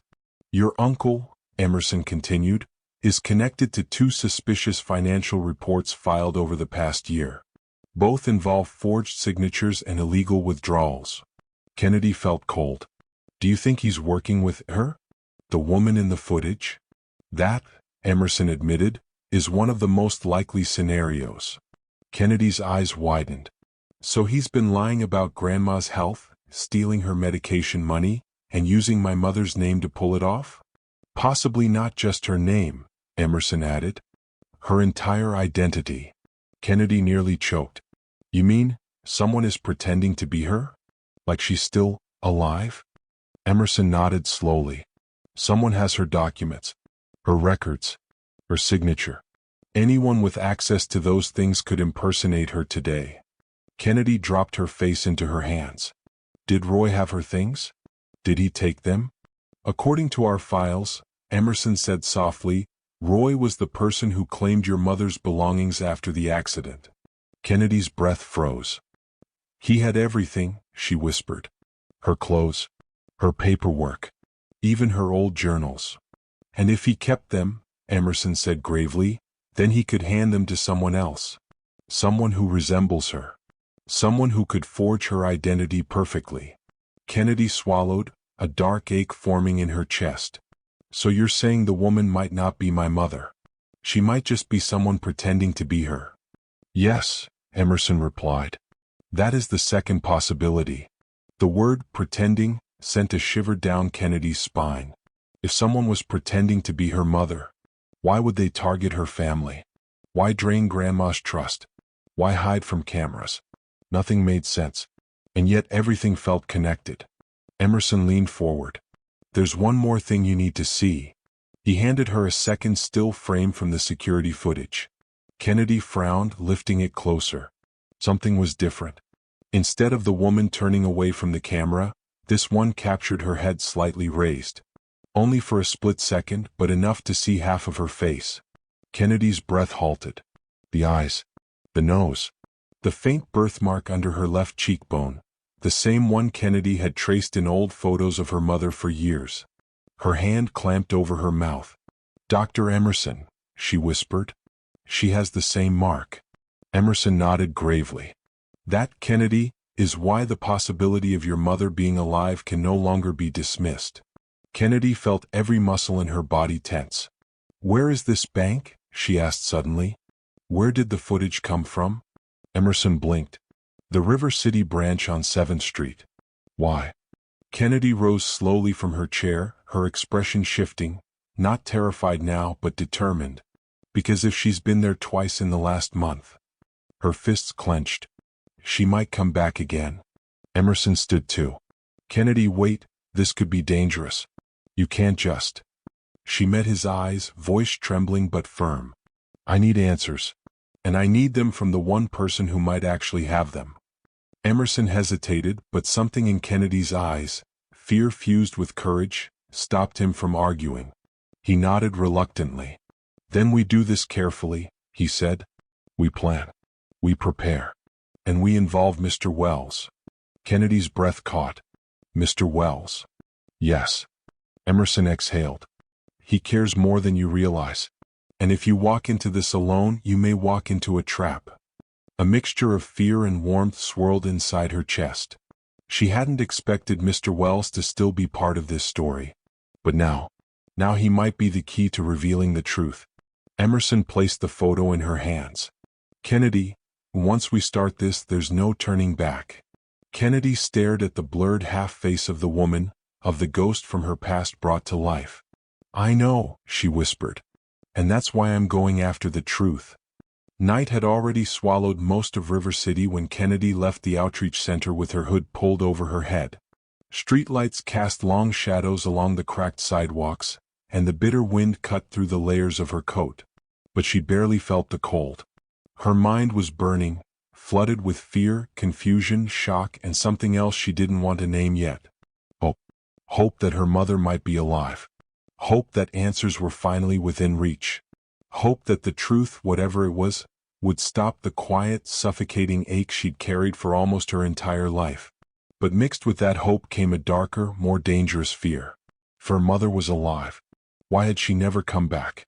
If her mother wasn't alive, who was pretending to be her? And if her uncle was involved, how deep did this deception go? Kennedy tightened her hands into fists as she crossed the street.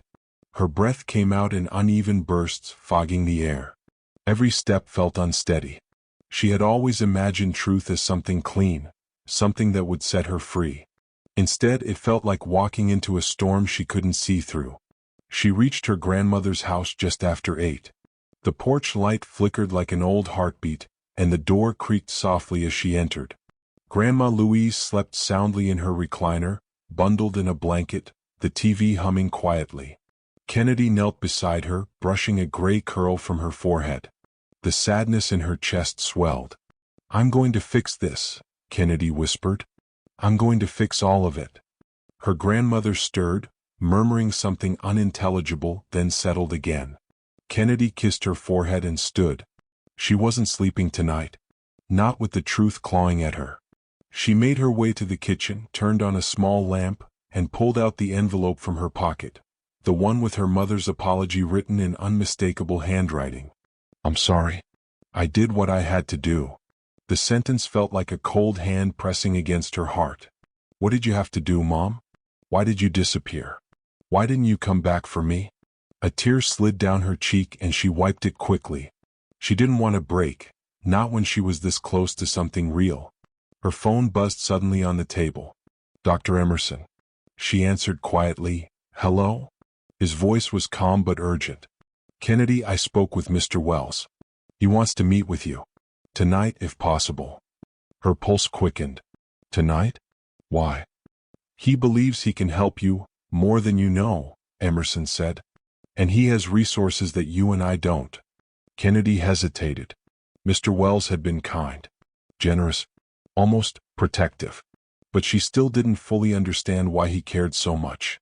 Why a man like him, a billionaire CEO, would bother worrying about a girl like her. "Where does he want to meet?" she asked carefully. "At his office downtown. His private floor." Kennedy stiffened. "That sounds intimidating." "I'll be there," Emerson assured. "You won't be alone." She exhaled slowly. "Okay, I'll meet him." Emerson's tone softened. "And Kennedy, this meeting might change everything. Be prepared." She hung up, grabbed her coat, and headed back into the cold night. Mr. Wells' building was a towering glass structure lit with soft blue lights that reflected in the frozen river nearby. As Kennedy entered, 2 security guards nodded her through, already expecting her. The elevator doors opened with a soft chime, revealing Dr. Emerson waiting inside. "You ready?" he asked. "No," Kennedy admitted. "But I'm here." They rode in silence to the top floor, an entire level belonging to Mr. Wells himself. When the doors opened, Kennedy stepped into a warm, elegant office space filled with dark wood, soft lighting, and large windows overlooking the city. A fire crackled in a modern stone fireplace. And standing near the window, hands in his pockets, was Graydon Wells. He turned slowly when he heard them enter. His expression softened when his eyes met Kennedy's, genuine concern etched into his face. "Kennedy," he said gently, "thank you for coming on such short notice." She nodded, unsure what to say.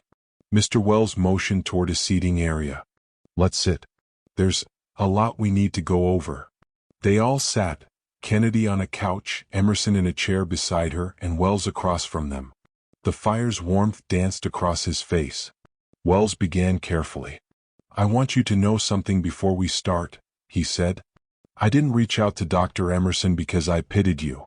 I reached out because I recognized the fear in your eyes that day. The kind of fear someone carries when they feel responsible for things far too heavy." Kennedy swallowed. "Why do you care?" she asked bluntly. For a moment he seemed caught off guard, almost wounded. "Because someone once helped me," he said softly. "When I was young and terrified and alone, someone saved my life." He paused. "I never forgot what that felt like." Kennedy looked down, unsure how to process his sincerity. Wells leaned forward. "Dr. Emerson told me what you discovered today. And I saw the footage myself." Kennedy tensed. "You did?" "Yes." His jaw tightened. "And I need you to prepare yourself because whether that woman is your mother or an impersonator, you're dealing with someone who's hiding for a very deliberate reason." Kennedy's chest constricted. "What reason?" Wells exchanged a look with Emerson, One Kennedy didn't understand. Something heavy. Something they both knew but hadn't said yet. Finally, Wells spoke. "Your Uncle Roy isn't just stealing medication money," he said. "He's connected to a federal investigation.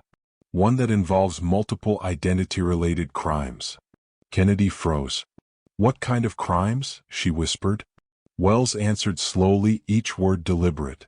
"Financial fraud, insurance fraud, document forgery, and potentially," his voice lowered, "kidnapping."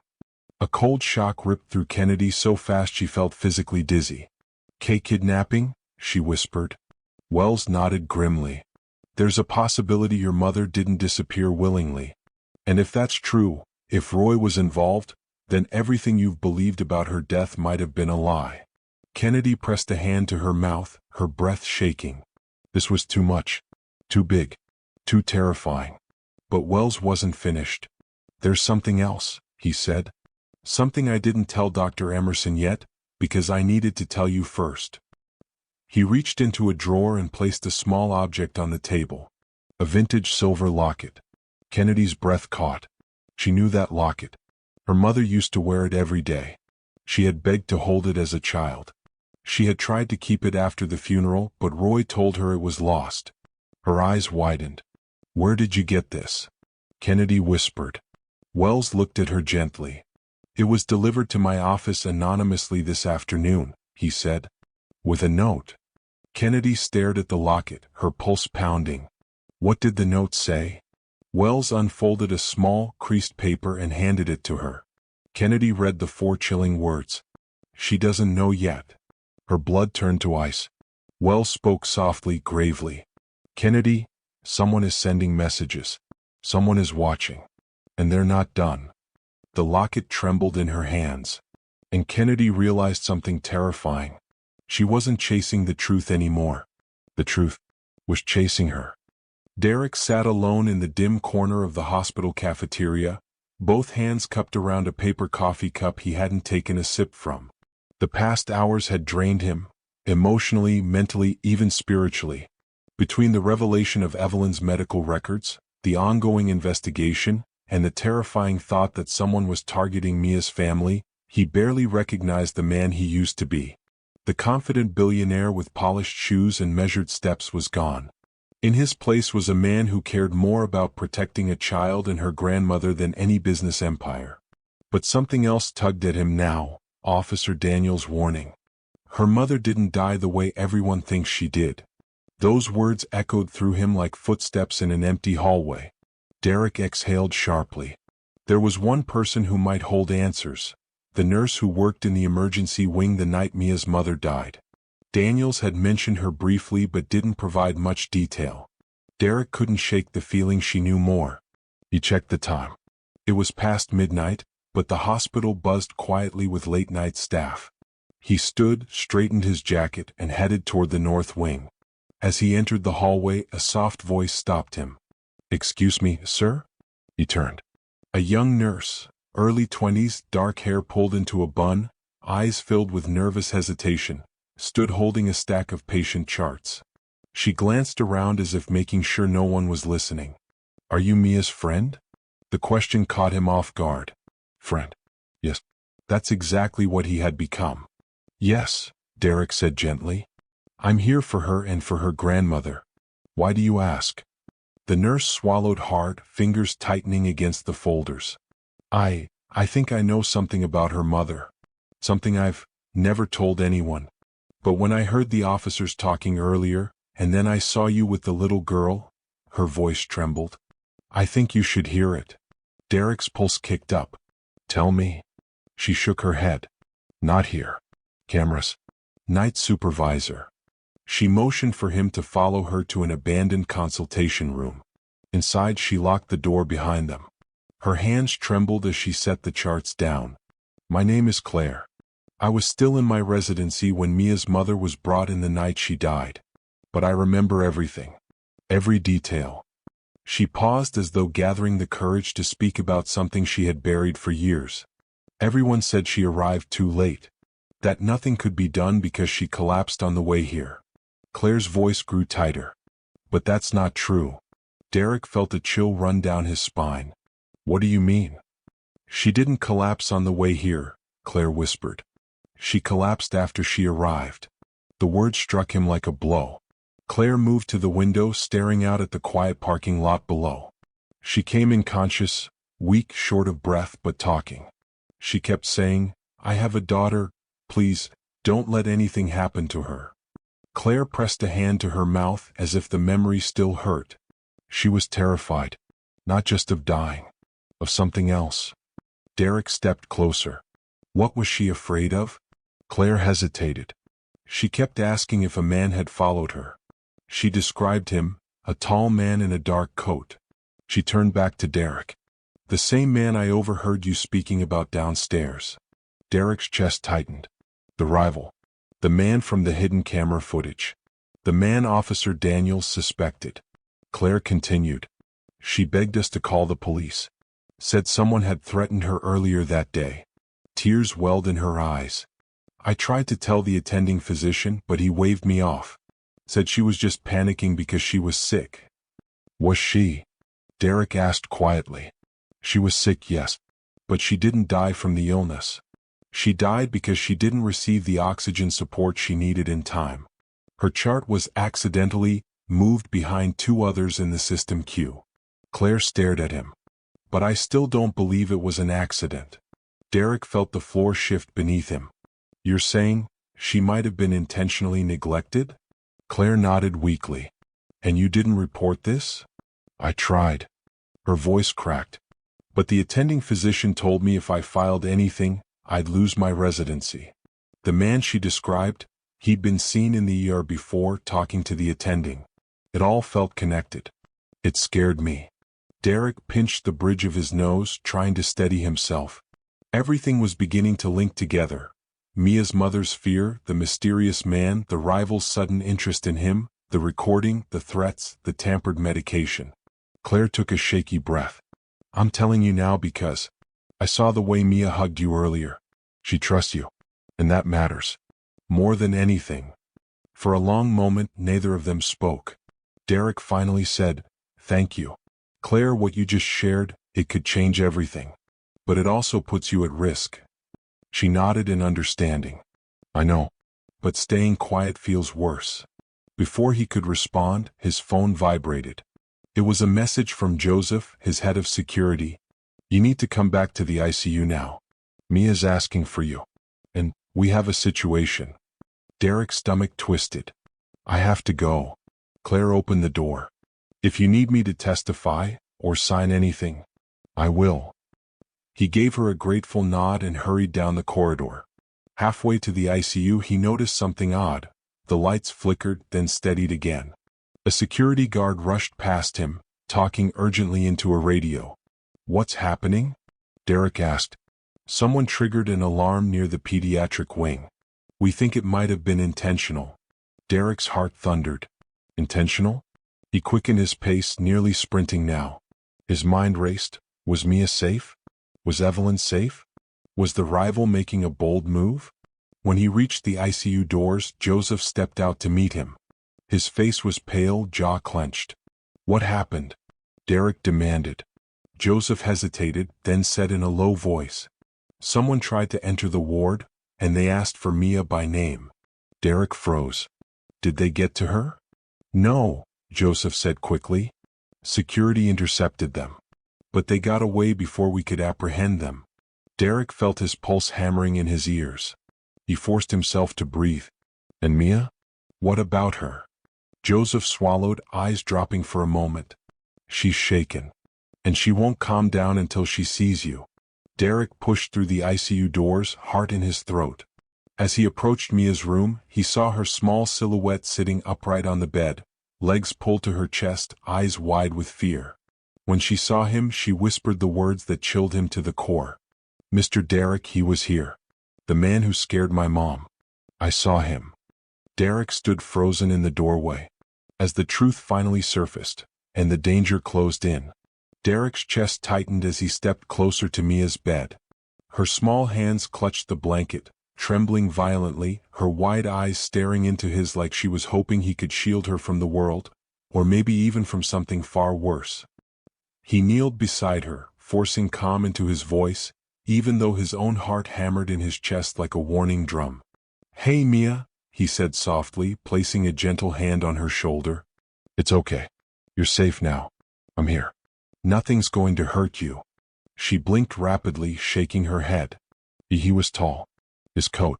I saw him looking at me, and he had eyes, like he knew everything about me. Her voice trembled, but the fear in her tone struck Derek like an icy arrow. Derek swallowed hard. That description matched the man who had been shadowing her mother, the one Claire had warned him about, the one who had infiltrated Roy's schemes and had been manipulating events from the shadows. Whoever this person was, they were cunning, patient, and frighteningly precise. "I need to know everything, Mia," Derek said, his voice firmer now. "Every little thing you remember." Did he say anything? Move anything? Touch anything? She shook her head, tears rolling down her cheeks. "No, just stared, and then he left.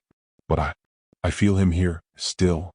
Derek clenched his jaw, trying to fight down the adrenaline surging through him. This wasn't just a coincidence. The rival, the man who had been weaving a web of lies around her mother's disappearance, Roy's theft, and the forged signatures, was escalating. And now he had made direct contact with the girl. "Stay here," Derek said, standing abruptly. "I need to find out who's behind this before anyone else gets hurt."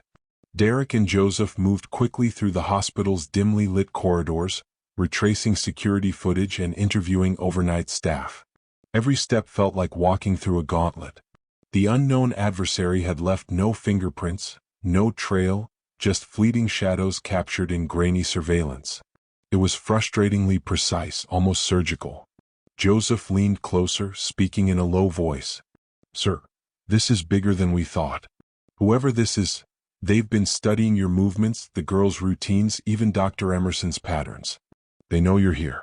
They know she's here." Derek's jaw tightened. He knew that already, but hearing it out loud made the danger suddenly feel immediate, close enough to touch. "We can't wait," Derek said. "We need eyes on every exit, every hallway. I want 2 teams on the parking lots and street level. Someone's not acting randomly, they're testing boundaries. They want something." Joseph nodded, already tapping his radio. "Teams are mobilized. But sir, what if we're too late?" Derek exhaled, trying to steady his thoughts. Fear was dangerous, but hesitation was lethal. "Then we make sure they regret underestimating us." As Derek returned to Mia's room to ensure she remained calm, his phone buzzed. Unknown number. He hesitated. Could it be the rival? The call connected. A distorted voice, electronically altered, whispered, "Stop looking or she'll be next." Derek's blood ran cold. The voice was cold, precise, and utterly merciless. He glanced at Mia, who was wide-eyed and trembling. The threat was clear, and it wasn't idle. "Who is this?" Derek demanded into the receiver, his voice steady but laced with controlled fury. The line clicked dead. He slammed the phone down. Mia buried her face in the blanket. "Mr. Derek," he said, "she'll be next. Is he going to hurt Grandma?" "Me?" Derek knelt again, wrapping his arms around her. "No. Not on my watch," he whispered. "Not anyone you love. Not ever." Using hospital footage, Derek and Joseph noticed a pattern in the intruder's previous movements. Every time the rival appeared, it was near emergency exits, stairwells, and areas with minimal camera coverage. Someone meticulous, someone who knew the hospital's layout like the back of their hand. "Look at this," Joseph said, pointing to the security console. "Every time he's been seen, he's always wearing the same coat, same hood. But notice the subtle differences each time, different shoes, gloves, even hair covering the same side of his face." Derek's mind raced. The rival wasn't just careful, he was methodical. He wanted to remain invisible while testing their responses. "Someone close to this hospital might be feeding him information," Derek muttered. "Either Roy is more deeply involved than we thought, or this is someone else entirely." The thought sent a chill down his spine. Could Roy have an accomplice? Or worse, could someone else from Mia's past be orchestrating this? As Derek reviewed the footage for a third time, The room's door creaked open. Both men spun around, hands reaching instinctively for weapons that weren't there. But it wasn't a threat. It was Claire. She held a manila envelope, her hands shaking slightly. I found something. Back at the records office. Derek motioned for her to come closer. She handed over the envelope. Inside were handwritten notes, old appointment logs, and photographs, some recent, some years old. The images showed Mia's mother with a man Derek did not recognize at first. But then, he studied the angles, the shadows, the subtle expressions, and his heart sank. The man in the photos bore an uncanny resemblance to the figure in the hospital security footage. But it wasn't exactly him. It was someone older, with subtle differences, yet unmistakably connected. He's been watching her for years, Claire said, voice barely above a whisper. Not just Mia, her mother, the grandmother, everyone she's ever loved. It's all documented here. Derek flipped through the pages, horror spreading like fire. So it wasn't random. Every move, every step, carefully calculated. Claire swallowed. And he knows about you now. Derek's pulse quickened. He realized the scale of the danger. This wasn't just a man obsessed. It was someone who could manipulate, deceive, and strike without leaving a trace. As Derek pieced together the new evidence, his phone vibrated again. Another unknown number. Hesitation flashed across his face, but he answered. A distorted, electronically altered voice spoke again. You're too close. If you value her life, stop. Or you'll regret it. The line went dead. Derek's hands shook slightly as he hung up. He turned to Claire.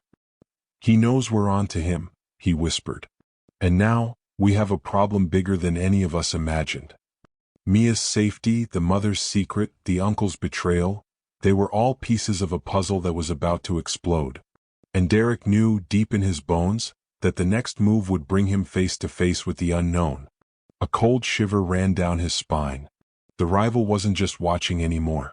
He was waiting. And now, so were they. The hospital felt different the next morning. A strange heaviness lingered in the hallways like a storm waiting to break. Nurses whispered more quietly, security guards stood taller, and every door seemed to echo with tension. Derek felt it instantly as he stepped out of the elevator. The world looked the same, but it wasn't. Not after last night. He barely slept. His mind kept replaying Mia's frightened whisper. Mr. Derek, he was here. The shadow man had crossed the line. He had broken into a children's unit. He had threatened a child. And worst of all, he knew they were getting close, dangerously close, to unraveling the truth. Today, Derek wasn't merely a bystander. He was a man on a mission. As he walked toward the ICU, Joseph intercepted him with a tablet in hand and dark circles under his eyes. We spent all night reviewing footage, Joseph said. I think we found something. Derek tensed. Show me. Joseph pulled up a clip. It was blurry, grainy, but unmistakable, a man in a dark coat slipping through a hallway door. But this time they had a partial profile. The jawline, the cheekbone shape, the way he turned his head like he was used to watching for danger. This angle came from the stairwell cam, Joseph continued. The place he didn't expect the camera to be upgraded yet. Derek leaned closer, eyes locked on the screen. Pause it, he said. Joseph froze the frame. Derek's pulse quickened. He knew that jawline. Not personally, but from somewhere else. Somewhere recent. Joseph tapped the screen. We ran it through our offline recognition software. It didn't give a full match, but... But what? Derek asked. Joseph hesitated. It gave us a last name. Derek's heart climbed into his throat. Joseph turned the tablet toward him. Bennett. The room went silent. Derek blinked. Bennett? As in? Joseph nodded grimly. As in Roy Bennett. For a moment, Derek couldn't breathe. Roy, the so-called uncle? The man who had stolen Mia's grandmother's medication? The man the police were already investigating? The man who vanished when questions got too close? Everything was starting to connect. Except one thing didn't make sense. This isn't Roy, Derek said slowly, pointing at the image. He's younger, taller. And look at the posture. Roy was injured years ago. He limps. Joseph sighed. Exactly. That's why the system didn't give us a direct hit. It gave us a relative match. A chill ran down Derek's spine. Meaning, this could be family. Joseph nodded. A brother. A cousin. Maybe even a son.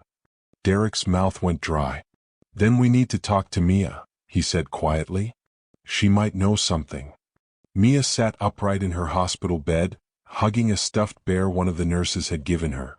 She looked small, fragile, and exhausted, but when she saw Derek, her face brightened just enough to soften the tension in his chest. "Mr. Derek," she whispered. He took a seat beside her. "Hey kiddo. How are you feeling?" "A little better," she said. "I slept, but I had dreams." "What kind of dreams?" She shook her head. "I don't remember. Just shadows." Derek swallowed. "Shadows. Always shadows." "Mia," he began gently, "I need to ask you something really important. But you don't have to answer if it scares you." She nodded, her eyes serious. "Do you know anyone with the last name Bennett? Other than your Uncle Roy?" Her eyebrows furrowed. She stared down at her blanket, picking at the corner with her small fingers. "Bennett," she murmured. "Mom said that name was cursed." Derek stiffened. What did she mean? Mia looked up slowly. "She always told me to stay away from Roy. She said Roy wasn't the worst one. She said someone else in the family was dangerous." Dangerous. The word landed like a punch to Derek's gut. "Did she ever say his name?" he asked. Mia thought for a moment, then her face twisted in frustration. I think she did, but," she touched her forehead. "It hurts when I try to remember." Derek reached out, resting a reassuring hand on hers. "It's okay. You're doing great." She looked up at him again, eyes glossy. "Mr. Derek, do you think this man, the one who came last night, do you think he hurt my mom?" The question cut straight through him. "I don't know yet," he said honestly. "But I promise you, whoever hurt her or tried to hurt you will not get away with it." She nodded, though her little chin trembled. "Okay." Before Derek could ask more, Dr. Emerson stepped inside, holding a manila folder. "Good timing," the doctor said. "We need to talk." Joseph closed the door behind them. Dr. Emerson opened the folder to reveal a set of medical reports, police statements, and a death certificate, not of Mia's mother but of someone else entirely. "Whose file is that?" Derek asked. The doctor sighed. "Someone who died at this hospital years ago. Someone connected to Roy Bennett." Derek stared, unblinking. "Connected how?" Dr. Emerson tapped the page. "This man, Jacob Bennett, died under suspicious circumstances. He supposedly overdosed. But the autopsy notes don't match the cause of death listed on the certificate." "And the attending physician?" Derek asked. Dr. Emerson hesitated.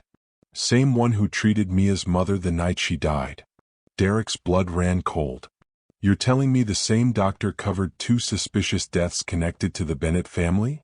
"Yes," Emerson said. "And I think he was paid to falsify records. Everything, the threats, the sabotage, the forged signatures, was weaving into a horrifying picture." Joseph rubbed his temples. "Sir, if this is true, then we're dealing with a family that's been covering crimes for years." Derek clenched his jaw. "Not just covering them, executing them." Before anyone could say another word, an urgent knock rattled the door. A security officer burst inside, out of breath. "Sir, Mr. Stone, you need to come to the main entrance. Now." "What happened?" Derek demanded. The officer swallowed hard. "There's a man asking for you. He says his name is Bennett." Derek's heartbeat thundered. "Roy?" he asked. "No, sir." The officer's voice wavered. "He says he's Roy's older brother." Joseph's head snapped up. "Older brother?" Roy never mentioned a brother. The officer nodded slowly, visibly shaken. "He said you've been looking for him, and he's ready to talk." Derek exchanged a tense glance with Joseph. "Take me to him," Derek said. As they hurried down the hall, Derek's thoughts raced. This could be a trap, a confession, a setup, a desperate attempt at leverage, or the moment everything finally cracked open. When they reached the hospital entrance, Derek froze in place. A tall man in a worn coat stood at the sliding doors. Head lowered, hands in pockets, motionless. Slowly he lifted his gaze. Derek's breath caught in his chest, because he recognized the eyes. The same eyes from the stairwell footage. The same eyes Mia had described. The man gave a faint, unsettling smile. "Mr. Stone," he said, voice calm, too calm. "I hear you've been looking for me." Derek's stomach dropped. The man took one slow step forward. "I think it's time," he said softly. "We talked about what really happened to her mother." The automatic doors slid open behind Derek with a soft hiss, but the world had suddenly become painfully loud. Every heartbeat, every breath, every distant voice echoing through the hospital lobby felt amplified. The man claiming to be Roy's older brother stood perfectly still, as if carved from shadow. His coat hung heavy over his frame, his shoulders squared with unsettling confidence. Joseph moved a half-step closer to Derek, subtly positioning himself between the stranger and the rest of the lobby. "State your name," Derek said, his voice steady but cold. The man lifted his chin. "Christopher Bennett," he answered. "But most people call me Chris." The name landed like a weight. Christopher Bennett. Not in any file. Not mentioned by Roy. Not recorded in Mia's memories. And yet, standing there, he felt oddly familiar, like a presence that had been hiding in the story all along. Derek crossed his arms. "You've been stalking a child. Threatening her. Breaking into hospital wings. You better start talking fast." Christopher didn't flinch. He glanced around the lobby, then gestured with a nod. "Not here. Too many years." "No," Derek's voice sharpened. "You talk where I tell you to talk. And right now that's here." For the first time, something flickered in Christopher's eyes, a mix of irritation and respect. "Fine," he murmured. "But once I tell you what I know, there's no going back." He slowly reached into his coat. The security guards tensed, hands flying to their holsters, but Christopher held up an empty palm. "It's just a file," he said calmly. He withdrew a thick, weathered folder bound with a rubber band and handed it directly to Derek. Derek hesitated, then took it.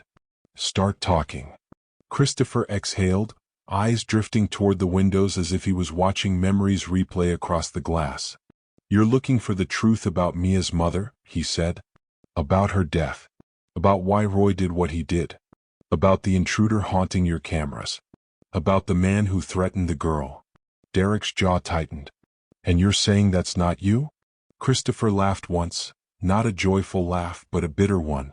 "Sir, if I wanted to hurt that child, you wouldn't have seen me at all. I'm here because I know who the real danger is." Joseph stepped closer.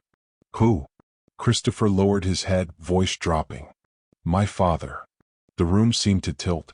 Derek stared at him. "Your father? Roy's father?" Christopher nodded. "You mean there's another Bennett involved?" Joseph asked. "He's the one who started all of this," Christopher said. "Roy is just a pawn. A scared, greedy child trying to please a monster." Derek frowned, not convinced. "Why should we believe anything you're saying?" Christopher's gaze hardened. "Because I've spent my entire life trying to undo his damage."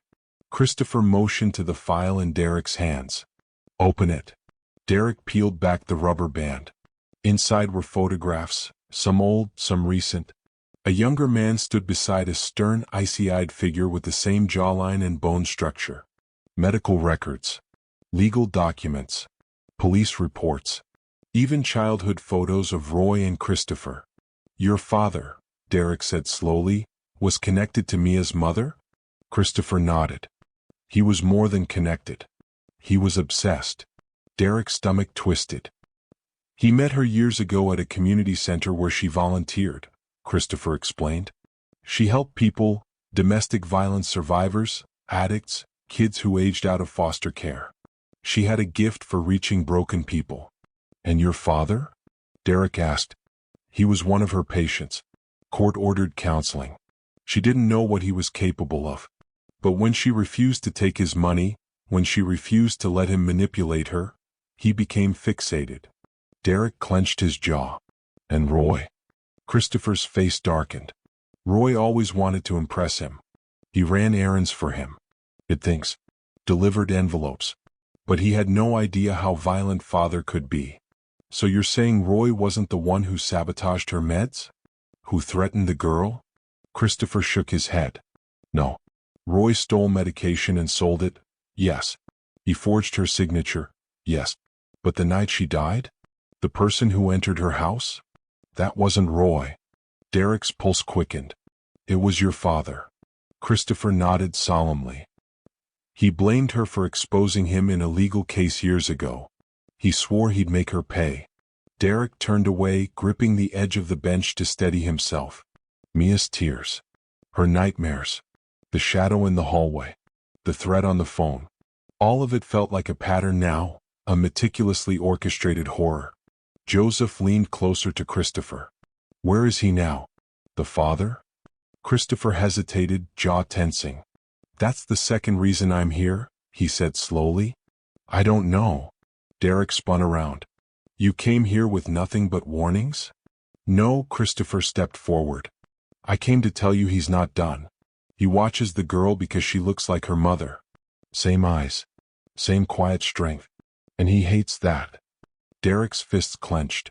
And you expect me to believe you're here to help? Christopher nodded once.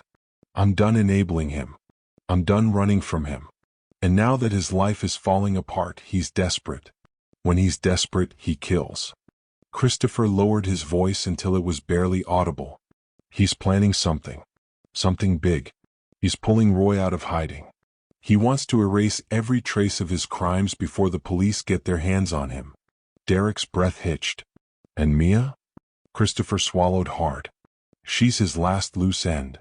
Joseph stiffened. We need to get her to a secure location. No, Derek raised a hand. We bring her nowhere. No more moving her. No more exposure. He turned to Christopher. What does he want? Christopher closed his eyes. He wants the girl. He thinks if she disappears, no one will ever connect him to her mother's death. Derek's voice chilled. He'll never get near her. Christopher opened his eyes. He already has. Derek froze. What do you mean he already has? Christopher took a shaky breath. He was the one in her hospital room last night. Not me. The words slammed into the air like a thunderstrike. Derek's blood turned to ice. You're sure? Christopher nodded. He has a way of moving unnoticed. He blends in, changes his appearance, uses disguises. He's dangerous, Derek. More dangerous than you can imagine. Before Derek could respond, a nurse rushed toward them. Mr. Stone, she shouted. You need to come to the ICU. It's urgent. Derek's heart dropped. What happened? The nurse's voice trembled. It's the girl. Derek lunged forward. Is she hurt? No, the nurse said quickly. But someone left something in her room. Derek started running. Joseph followed.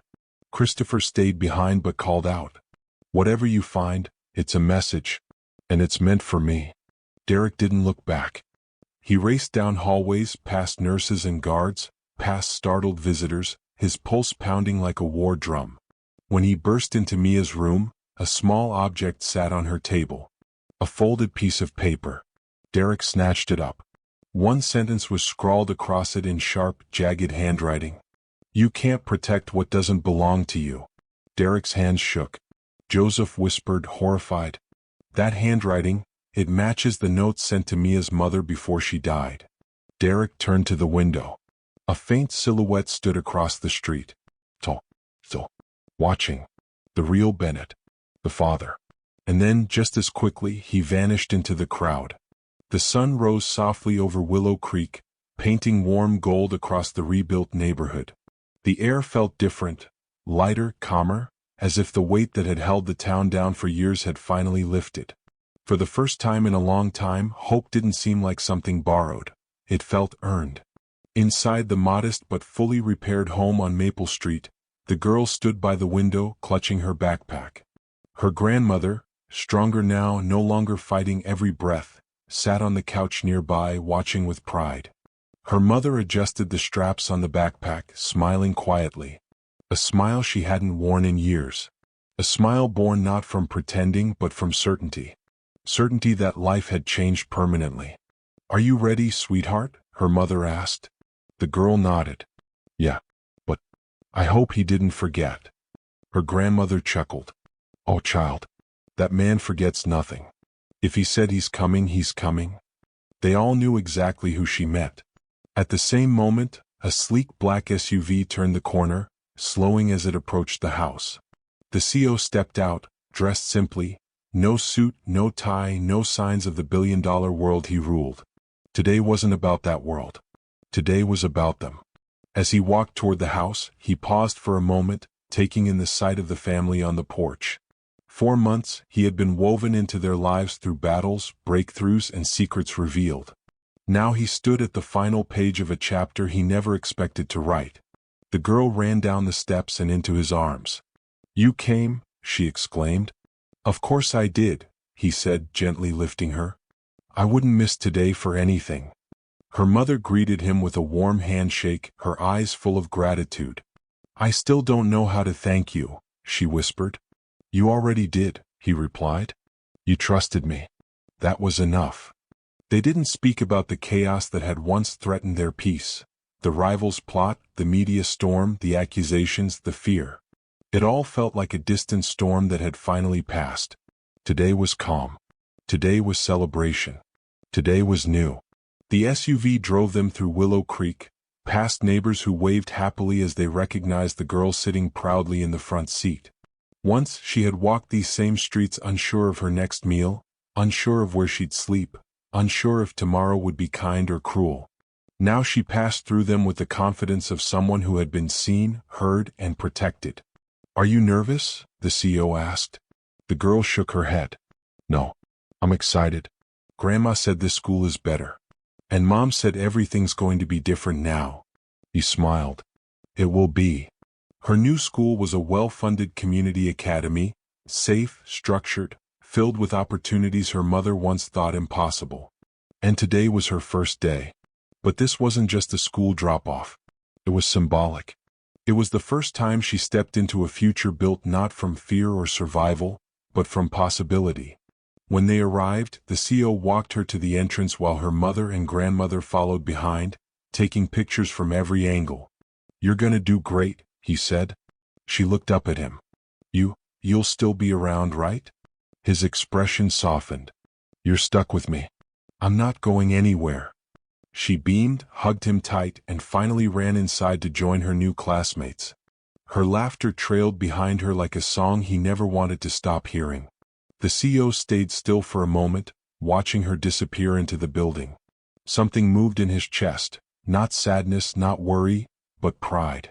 A pride he never knew he could feel for someone who wasn't his own child, yet somehow felt like family. Her mother stood beside him. "You've changed her whole world," she said. He shook his head. "She changed mine first." It wasn't a line. It was the truth. As they left the school, the CO drove them home. When they arrived, an unexpected surprise awaited on the porch. A thick envelope with an embossed seal.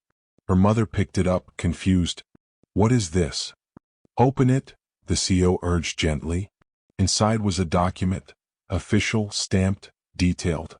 A grant, awarded to her mother, legally secured through one of the CEO's charitable foundations. Not just a one-time gift, but a sustainable fund specifically provided so she could start her own small business doing what she loved.